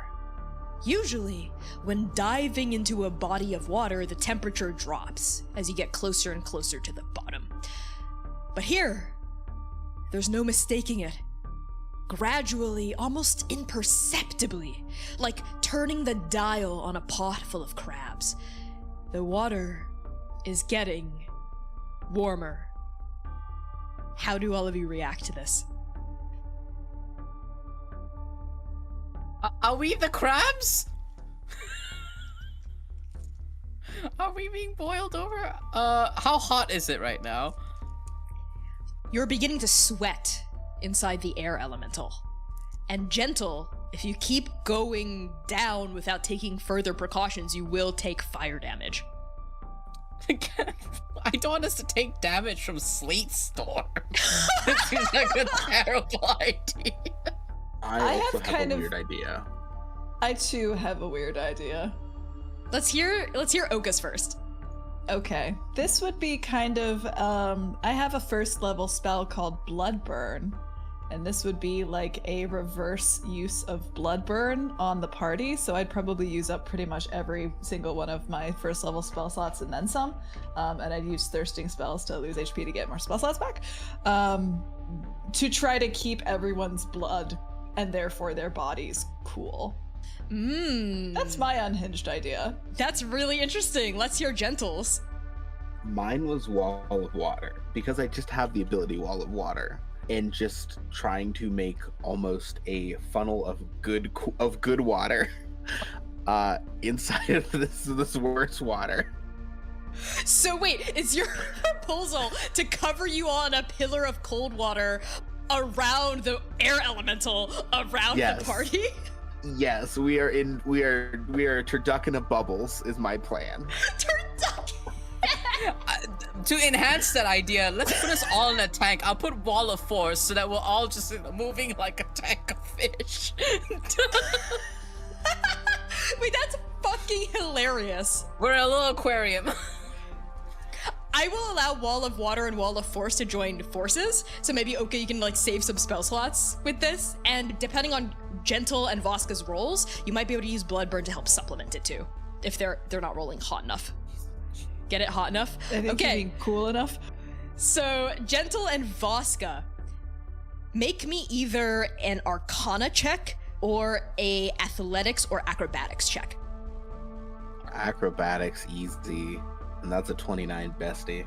A natural 20 plus 14 for a 34.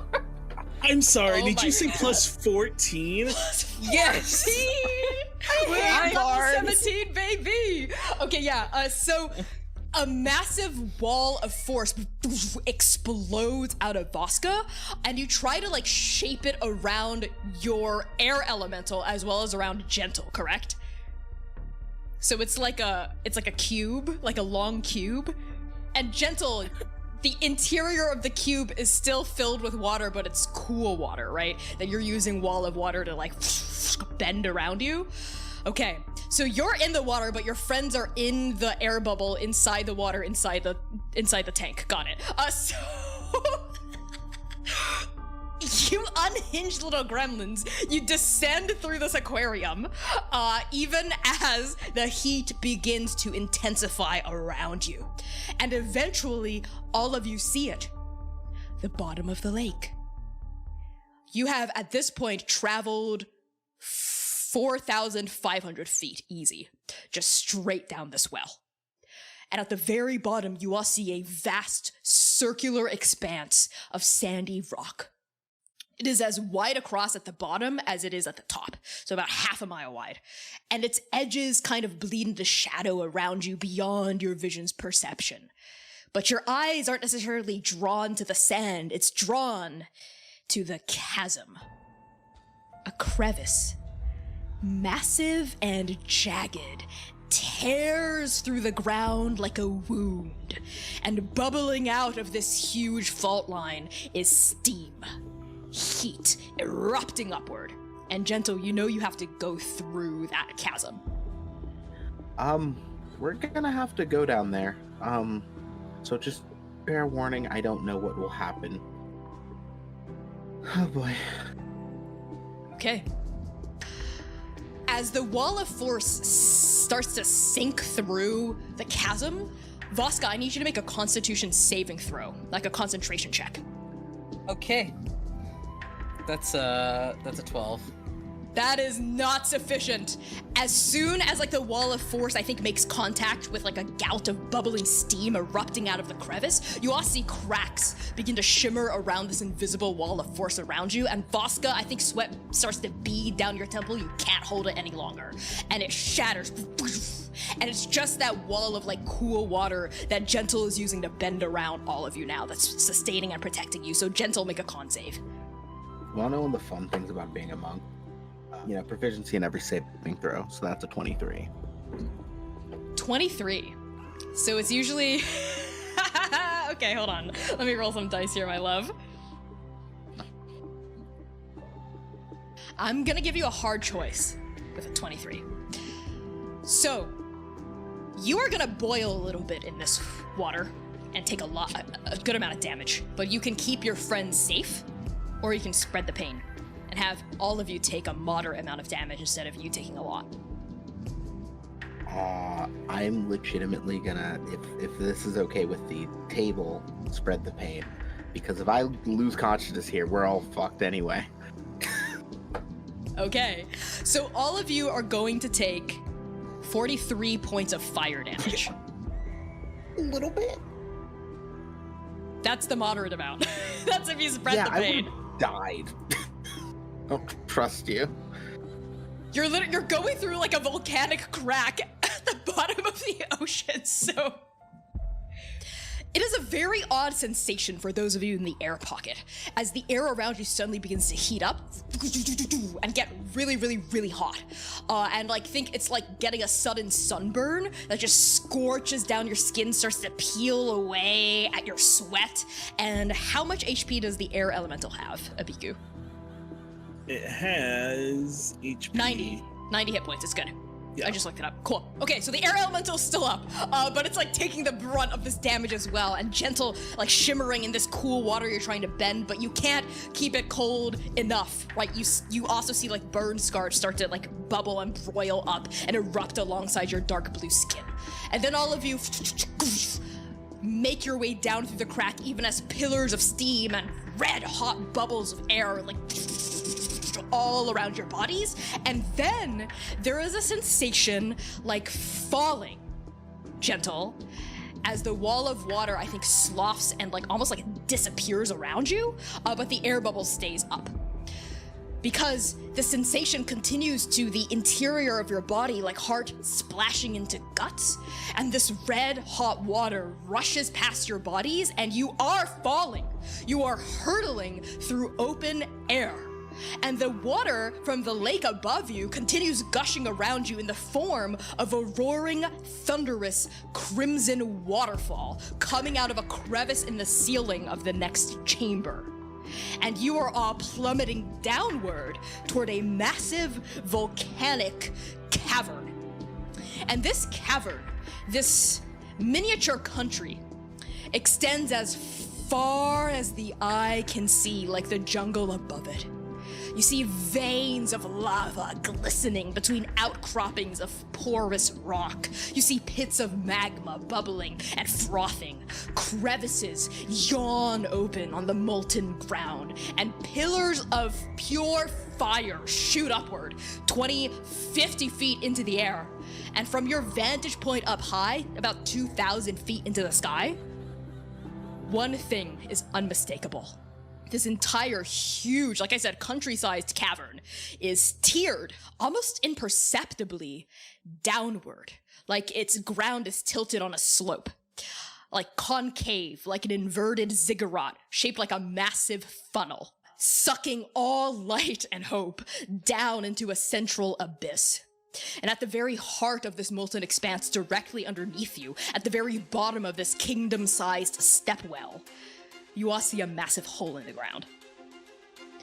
So as you tumble and hurtle and freefall, Gentle, the wall of water is gone. It's like joined the rest of the waterfall tumbling down around you, but the air elemental is still up. As you're free-falling, what do you all do? Oka has wings, so all 4 of their wings kind of unfold out of their back as they like catch themselves kind of hard. They go up, but they see everyone starting to fall, all of us falling.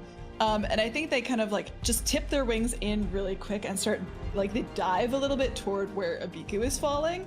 and they reach out and like just skim Abiku's back where the raven tattoo is. And Oka is gonna cast polymorph on you, Abiku. If I may, to have not necessarily turn Abiku into an animal or a creature, but to try to give Abiku raven wings in this moment, to bring that tattoo like up and out of her back if she'd like. I mean, that's metal as shit, so I'm on board, but I'm not in charge here. All right, Oka, make either an Arcana check or a sleight of hand check. 25. That is sufficient. Black feathers explode out from either side of Abiku's scapulae as on the left side, on the right side, raven wings unfurl, massive, like almost like they're attempting to blanket the waterfall behind you. And they explode even, I think, out of the diameter of the air elemental around you. And Abiku, I think as a result of polymorphing with wings, the spell that summoned the air elemental breaks, and it just like returns back into the magic inside your soul and around you as your wings expand from your back. I think Abiku's first does not process having wings, processes can fly now and tries to catch the other members of Strike Team A in her big lady arms. You dive toward Costas, who is screaming their head off, and you like catch them. I have gotta learn how to fly because this shit is humiliating. And we pan over to Voska.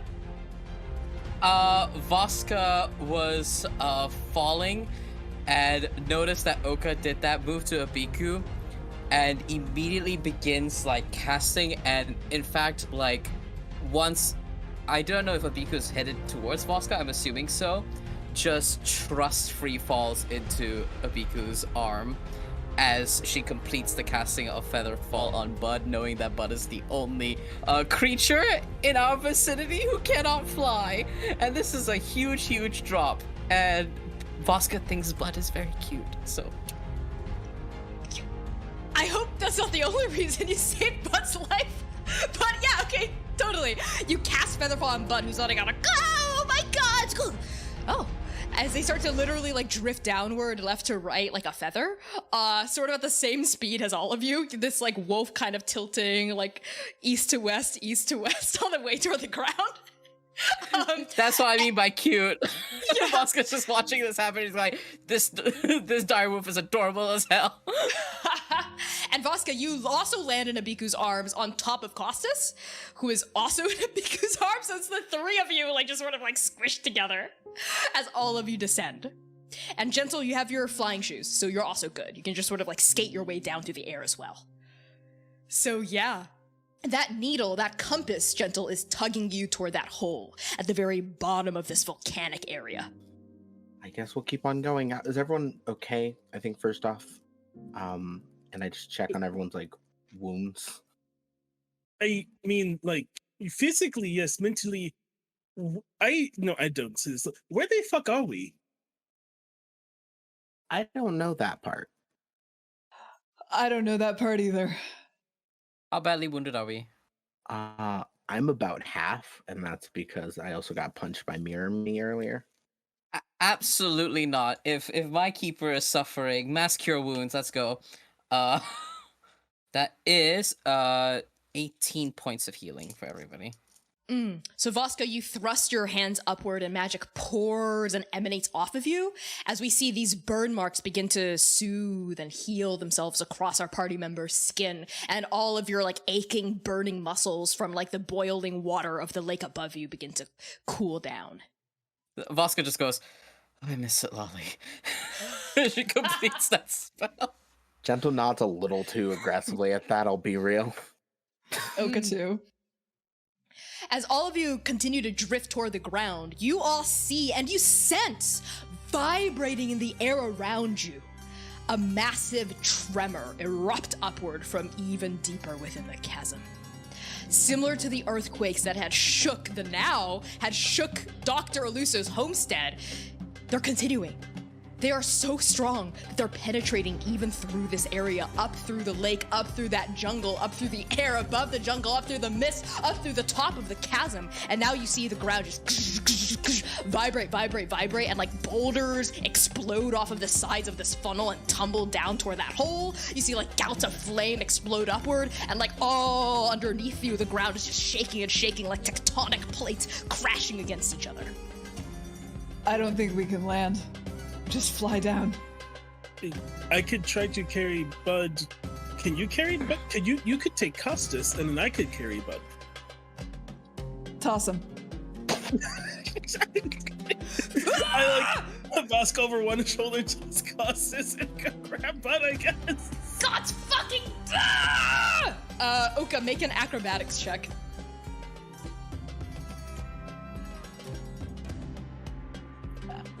This is not the time to roll a 3 on an acrobatics check.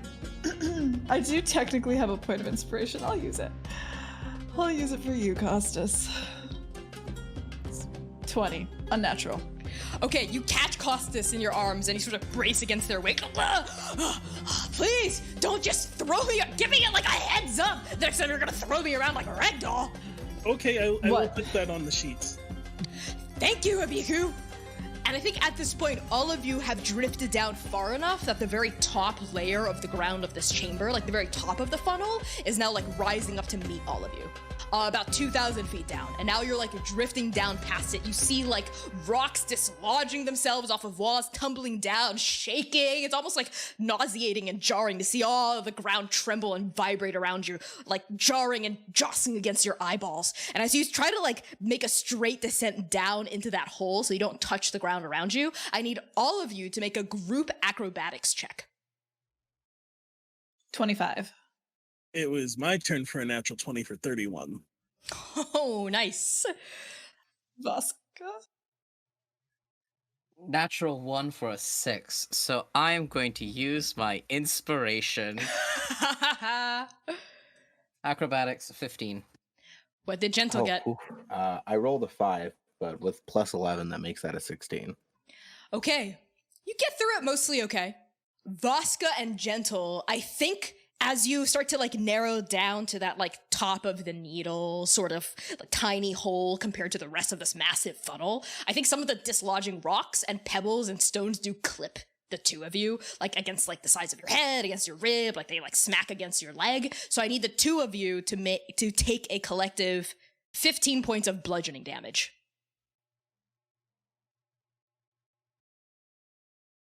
Val looks like... You want to catch the rocks? You want to deflect the rocks? I want to like just catch and deflect, just like that.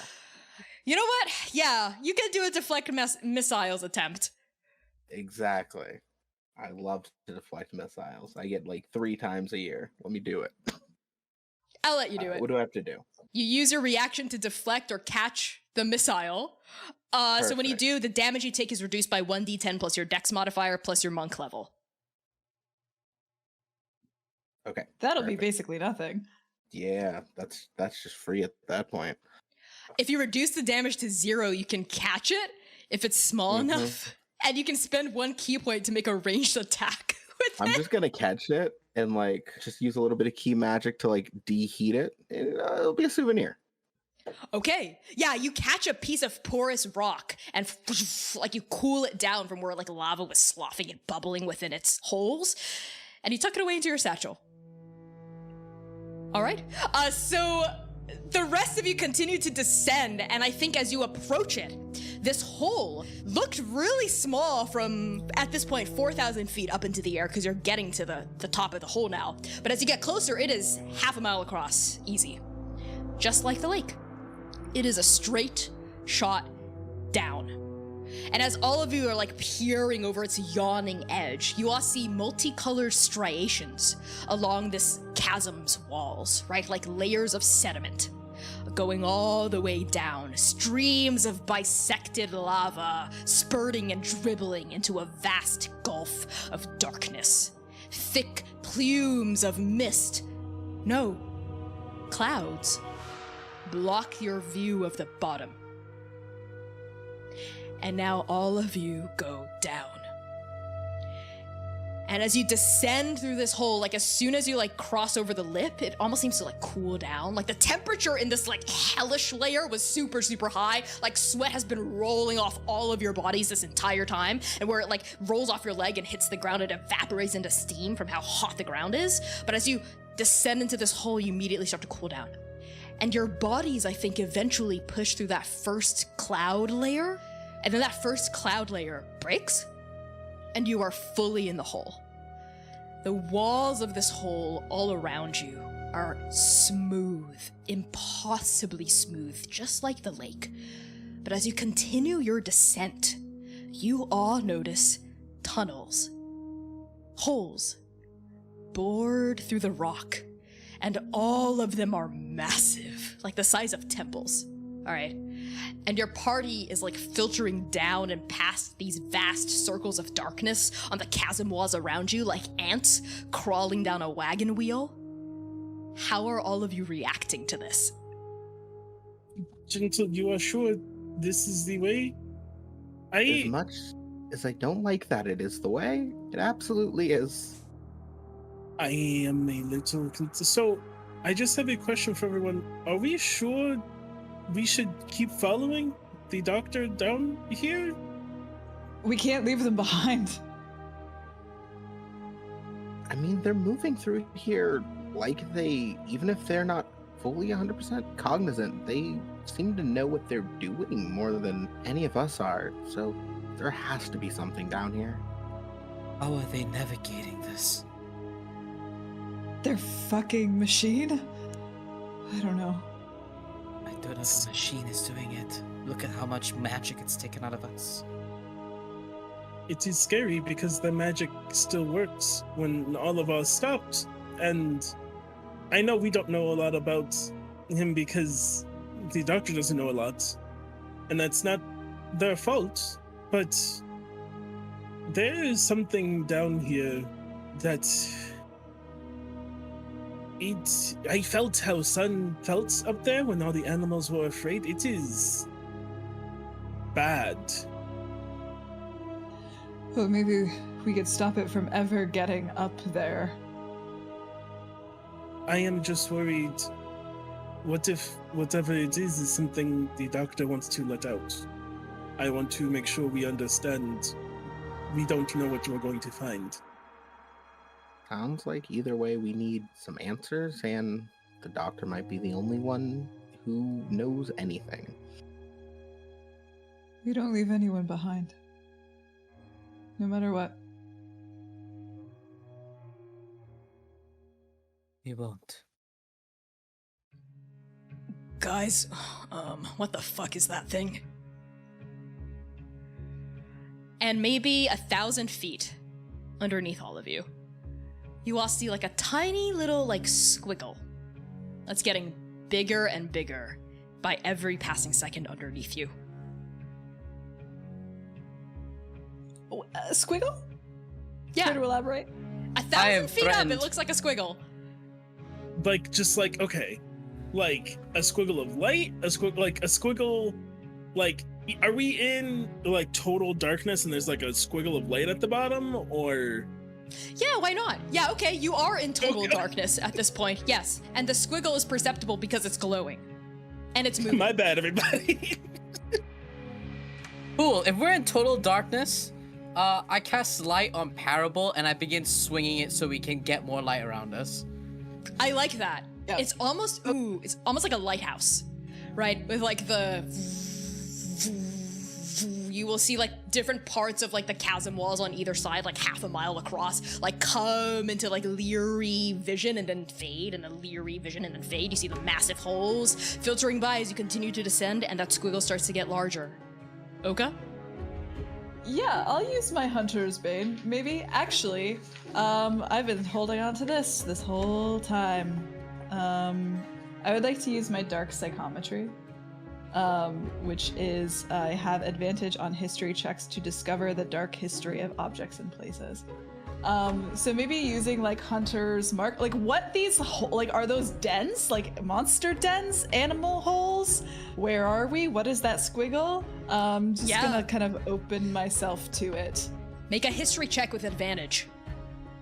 Tell me why I rolled 2 5s in a row. That was the rudest shit I've ever seen in my life. All right, hold on. 17 total. Oh, that's pretty good. Okay.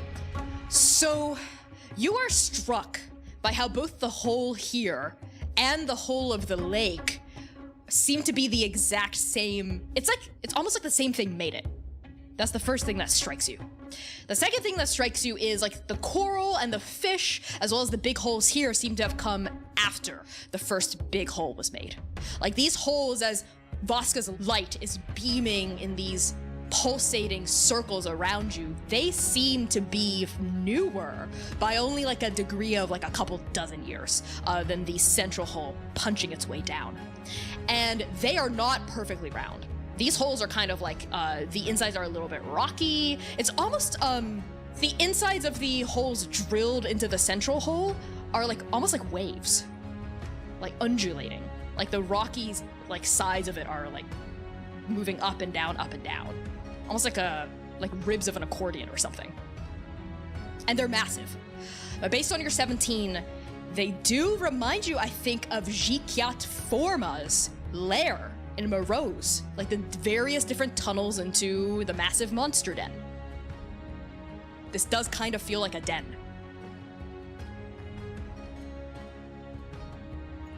Hey, I anyone else get the feeling that, I don't know, something literally punched a perfect hole straight into the ground and we're just kind of going into it? When you say it like that. I am now. Wolf, with that degree of specificity, you are scaring me. Yeah, me too. Sagu? At your voice ringing down through this massive chasm, that wiggly thing pauses, and then it seems to like bend upward and start to wiggle up toward where your group is. And as it gets bigger and bigger and bigger very quickly, this thing is moving very fast. All of you see what it is. It is a creature? Serpentine. That doesn't have a face or a tail. Instead, both ends of its long, glowing alabaster tube-like body are capped by a fleshy, accordion-like organ with a sharp tip like a drill, like a wobbly pencil sharpened on either end. And as it gyrates through the air upward toward you, the accordion parts compress and expand, seeming to propel it through the atmosphere upward. And instead of any legs or wings or limbs, a thin strip of feathery flesh protrudes from either side of its body down lengthwise and undulates in the air as it flies, swims upward toward you like a sea slug moving through liquid. Absolutely not. I want to cast some kind of fucked up spell at it as fast as I can. Same. Okay. I can't trust enough I'm getting in one of the holes. What? Y'all sound I was gonna try out to of pocket. see if I could communicate. I take a fucking butt and Voska and I get in one of the holes. Absolutely. I think you can make a stealth check. Can I give Bardic Inspiration? Yes, you can. You can give Bardic Inspiration. As that happens, Oka, I want to know what spell you want to cast. I want to cast Throw My Sword at it. Okay. What about you, Gentle? I wanted to look at it closer and see if it's even like a thing that eats or does anything like does it move with any aggression, which I guess we're gonna find out right now.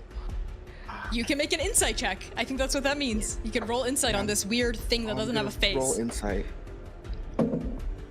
Oh wait, It's a this is so 19. gay. This used to be one of Gentle's jobs in the Hounds, right? To tell us if monsters were like aggressive Absolutely. and predatory. So Yep. Oka holds Dream Hunter. They're waiting for Gentle's word. But before we get That was there, 19. a 19. Okay, Gentle, that's a 19. I'll resolve that in a second. Abiku, what did you get with your stealth roll with that Bardic Inspiration? 29. 20. Love to hear it.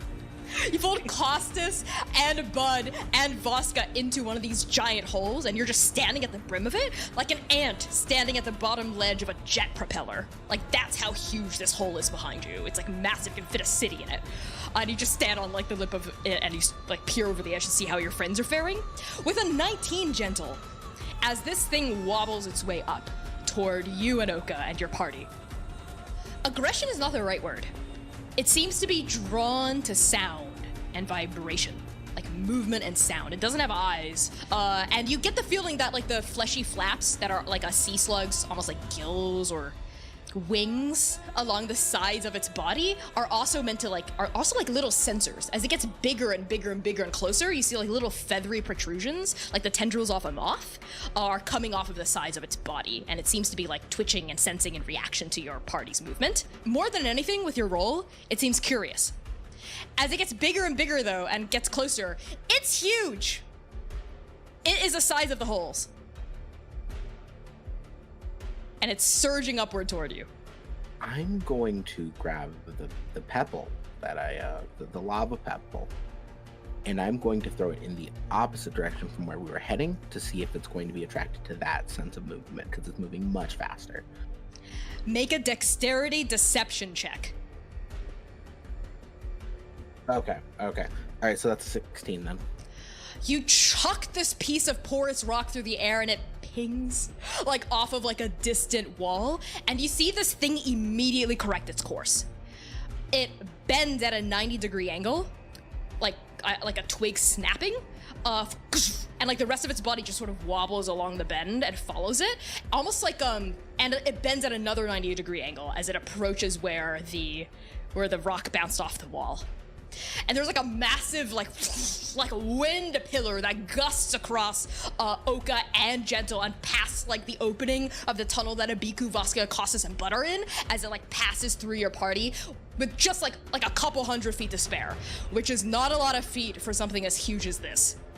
And it like upward and out of sight. Well, not out of sight, it's massive, but upward and past your party. I make the sign for complete silence. And they just gesture to like the direction we need to go and just keep going in that direction. All of you continue your descent downward. Deep, deep, deep, down, down, down. You all surmise you travel it takes you maybe like 15, 20 minutes to go down at a steady pace, maybe even longer. And you get the sense that several, like at least 30,000 feet pass from when you like entered this well. It's at least like 6 miles deep. And these holes don't stop. They like continue to pepper the tunnel walls until you reach the last like 8,000 feet, and then the tunnels stop. And it's just your party continuing to go down, down, down, down. And finally, this long, deep drop bottoms out. And all of you see the next section rising up to meet you very, very quickly. It's like you're falling downward through like a vertical pipe embedded in a ceiling, right? And you can only glimpse a circular wedge of the next room underneath you. But whatever it is definitely much wider than half a mile across. It is very vast. And from your perspective up there, as it gets bigger, bigger, bigger, you see what look to be colorful gears, plates, circles, layered over each other, moving. They're moving like cogs in a watch, but iridescent and reflective and silent. What do you all do before you drift past this hole? We haven't been told to not be totally silent by Gentle, who Biku sees is just like in charge. So Biku, with no free arm, with 2 people and like someone on her back, just kind of like points like,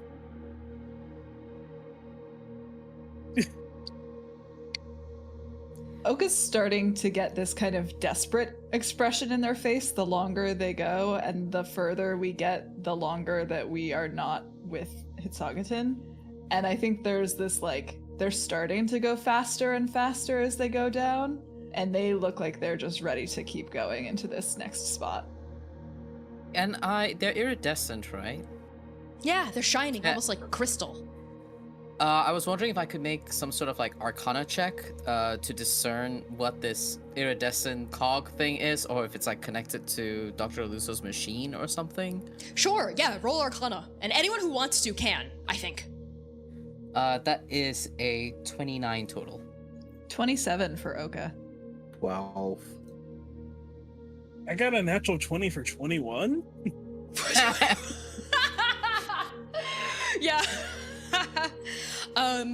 Okay, so all of you, except Gentle, get the sense that these moving plates, cogs, gears, you're not exactly sure. You have to get closer to know for sure, but they do radiate some kind of magic in a way that you weren't exactly sure if the other layers or the other aspects of the layers were. And something about this magic almost feels familiar, but not exactly. It's like, it seems to follow a kind of logic, a kind of set of rules that the magic of the weave does up above, but it's not the same kind of rules as the weave. So it's not the weave down there. No. It's not. It's a different system of magic entirely. And as you plummet through the hole, you all realize it's not gears, it's not cogs, it's not plates underneath you. It's daises. Flat, floating daises made of a crystalline, iridescent material. They vary vastly in size. Some are just big enough to hold a single person, others entire towns. And still others are smaller than the face of a coin. But each one is a slightly different color, and they're all moving. They're all roving, rotating like planets, revolving around each other, layered at different heights, going down, down, down, down, down, down, down. It extends as far as the eye can see, all the way to your left, all the way to your right, all the way down. And encompassing these floating, colorful daises on all sides is, well, nothing. Just darkness. Darkness and daises. All the way down. Nothing stirs. Nothing breathes. What do you all do? Is there anything about these daises that look familiar? Are there like teleportation runes on them, or any runes of any kind, or are they just like flat discs? You all notice that they all seem to have the same kind of design. Even though their colors are different and their sizes are different, all of them are sort of like tapered upward. Like they sort of have at their bottoms, as you continue to like float past them, or maybe even hop from platform to platform. How you get down is completely up to you. You notice that their undersides are sort of like a reverse Hershey's kiss almost. Like there's like a swoop, like a point, like a cone that goes down. How many are there? Is there like a certain number? Is it like a lot? Countless. They are everywhere. Is there anything down, or is it just more? You described a void, right? We're like in a void, just daises, correct? Yes, you're kind of in like a vacuum, like a pure black space that's only populated by these floating, rotating daises for as far as your eye can see. It goes down for at least, I mean, your vision probably drops out after 2,000 feet. It goes down for at least 2,000 feet. And this is it's just normal darkness, like a dark room, and not a magical darkness. With your Arcana check? Not exactly. This is normal darkness in the sense that there's no light down here outside of the light emanating from each dais, but this darkness is streaked through with a presence that is familiar. Kind of on the periphery of your sensation. You weren't aware of it immediately because you had to take in all this bullshit. But now that you're settled in, the shock is starting to wear off. There's a gnawing emptiness, yes, that is beginning to suffuse this space. I think Voska, I like to imagine that Voska's no longer being carried by like a sack of potatoes on Abiku, and is just instead like sat on Abiku's shoulders. And her instinct is to immediately like clutch her chest, remembering that time she was in the expanse of the empty in Jukai, and kind of looks at everyone and says, "We need to stick together. This feels like the empty. Let's not risk one of us wandering too far.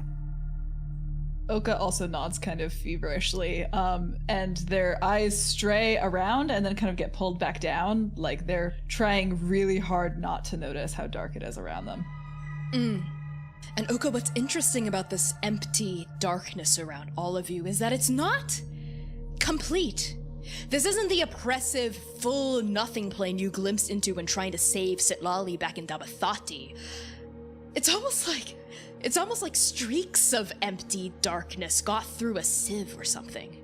And there's a little bit of the presence here, but part of it is just regular darkness. Quickly now. Quickly. If And we touch them, they're like hard. They're like nothing happens. Yeah, if you reach out a hand and sort of like knock on one of the daises, it seems to be made of like a hard, almost like crystalline material, but as you touch it, ding, a clear musical note rings out. It's almost pleasant, like a bell. All of you hear this musical note ring out as a Biku just sort of taps on one, and it seems to just ripple through the space like a pure tone. And Voska, you recognize that as the musical note. It is a B flat. I assume you have perfect pitch, so I'm just telling you No, what Voska knows. 100% has perfect pitch, and I'm assuming we're all congregated together, and she will tap a Biku. Go for that one, and points to another one. You tap like a baseball-sized platform, and it rings out as well. Another bing, and this one's an A. Scales. And you see her kind of like looking around and out of curiosity will pull up her flute and play a B flat and see what happens. As you play a B flat off your flute and this sound rings out across this expanse, several of the platforms light up and ring out with the exact same resonance. Interesting. I think you see Voska look very interested and turn to Gentle and say, where do you feel the pull? Just down. And you all continue to go down. You rove past these musical platforms, iridescent points of... Honestly, they don't feel ominous or sinister. These platforms almost feel, like I said, familiar. They are imbued with some kind of magic. Not your magic, not Endakin magic, but some kind of magic nonetheless. They are different from the empty darkness that suffuses this place, and their glow almost feels friendly. As you continue going downward, though, your party travels for 10,000 feet, easy.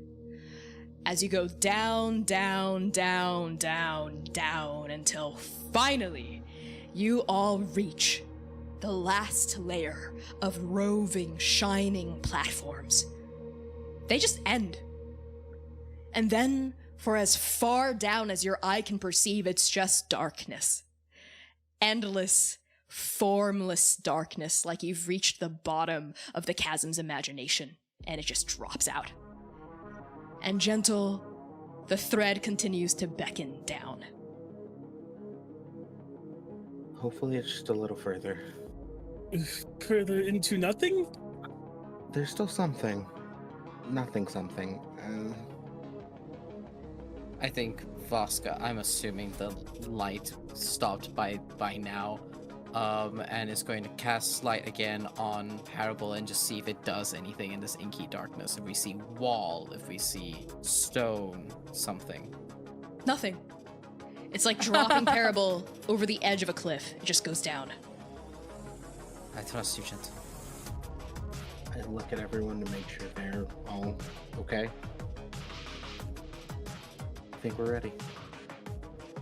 Oka takes, I think maybe they were standing on like one of the final daises.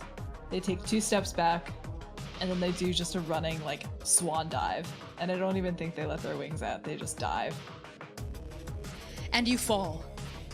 You dive. You plummet. And the rest of your party descends on your heels. And this drop This tumble into interminable shadow takes forever. And it also takes no time at all, simultaneously. 20 seconds of free falling at terminal velocity. That's how long it takes to reach the bottom. 5,000 feet of darkness. A millennia of void. And eventually, Oka, you leading the charge, make a perception check. A handsome 10. Oka, you let your wings out and they catch you. And I think you extend your feet. You're like extending your feet downward as you like pump your wings down, down, down. And then your feet touch something hard suddenly. Like you didn't perceive the bottom, it just came up. It's like missing a step and you like fall and you jerk forward and you hit the ground. Because yes, there's a ground. There is a floor to this darkness, my friends. A bottom, an end.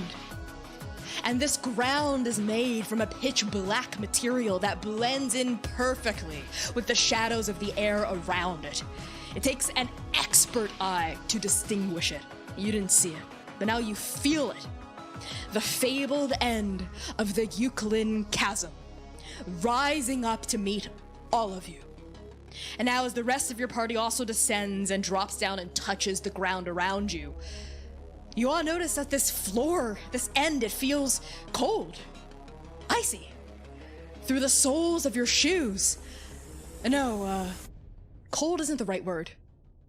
It is a complete cessation of movement on an atomic level.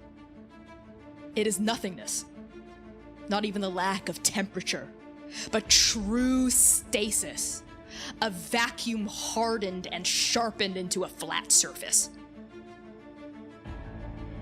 And as you all cast your gazes around the bottom of the chasm, your eyes land on Dr. Hitsagatan Aluso.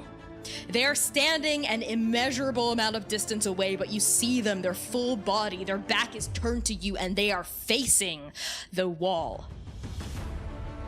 A vast, sprawling, glowing barrier extending into forever. It is crystalline. No. It is scaled, leathery, with thin black veins stretched across webbing. Wings. A pair of mutated, twisted, dripping wings splaying into infinite darkness. They protrude from the same place, the same nexus position. A person.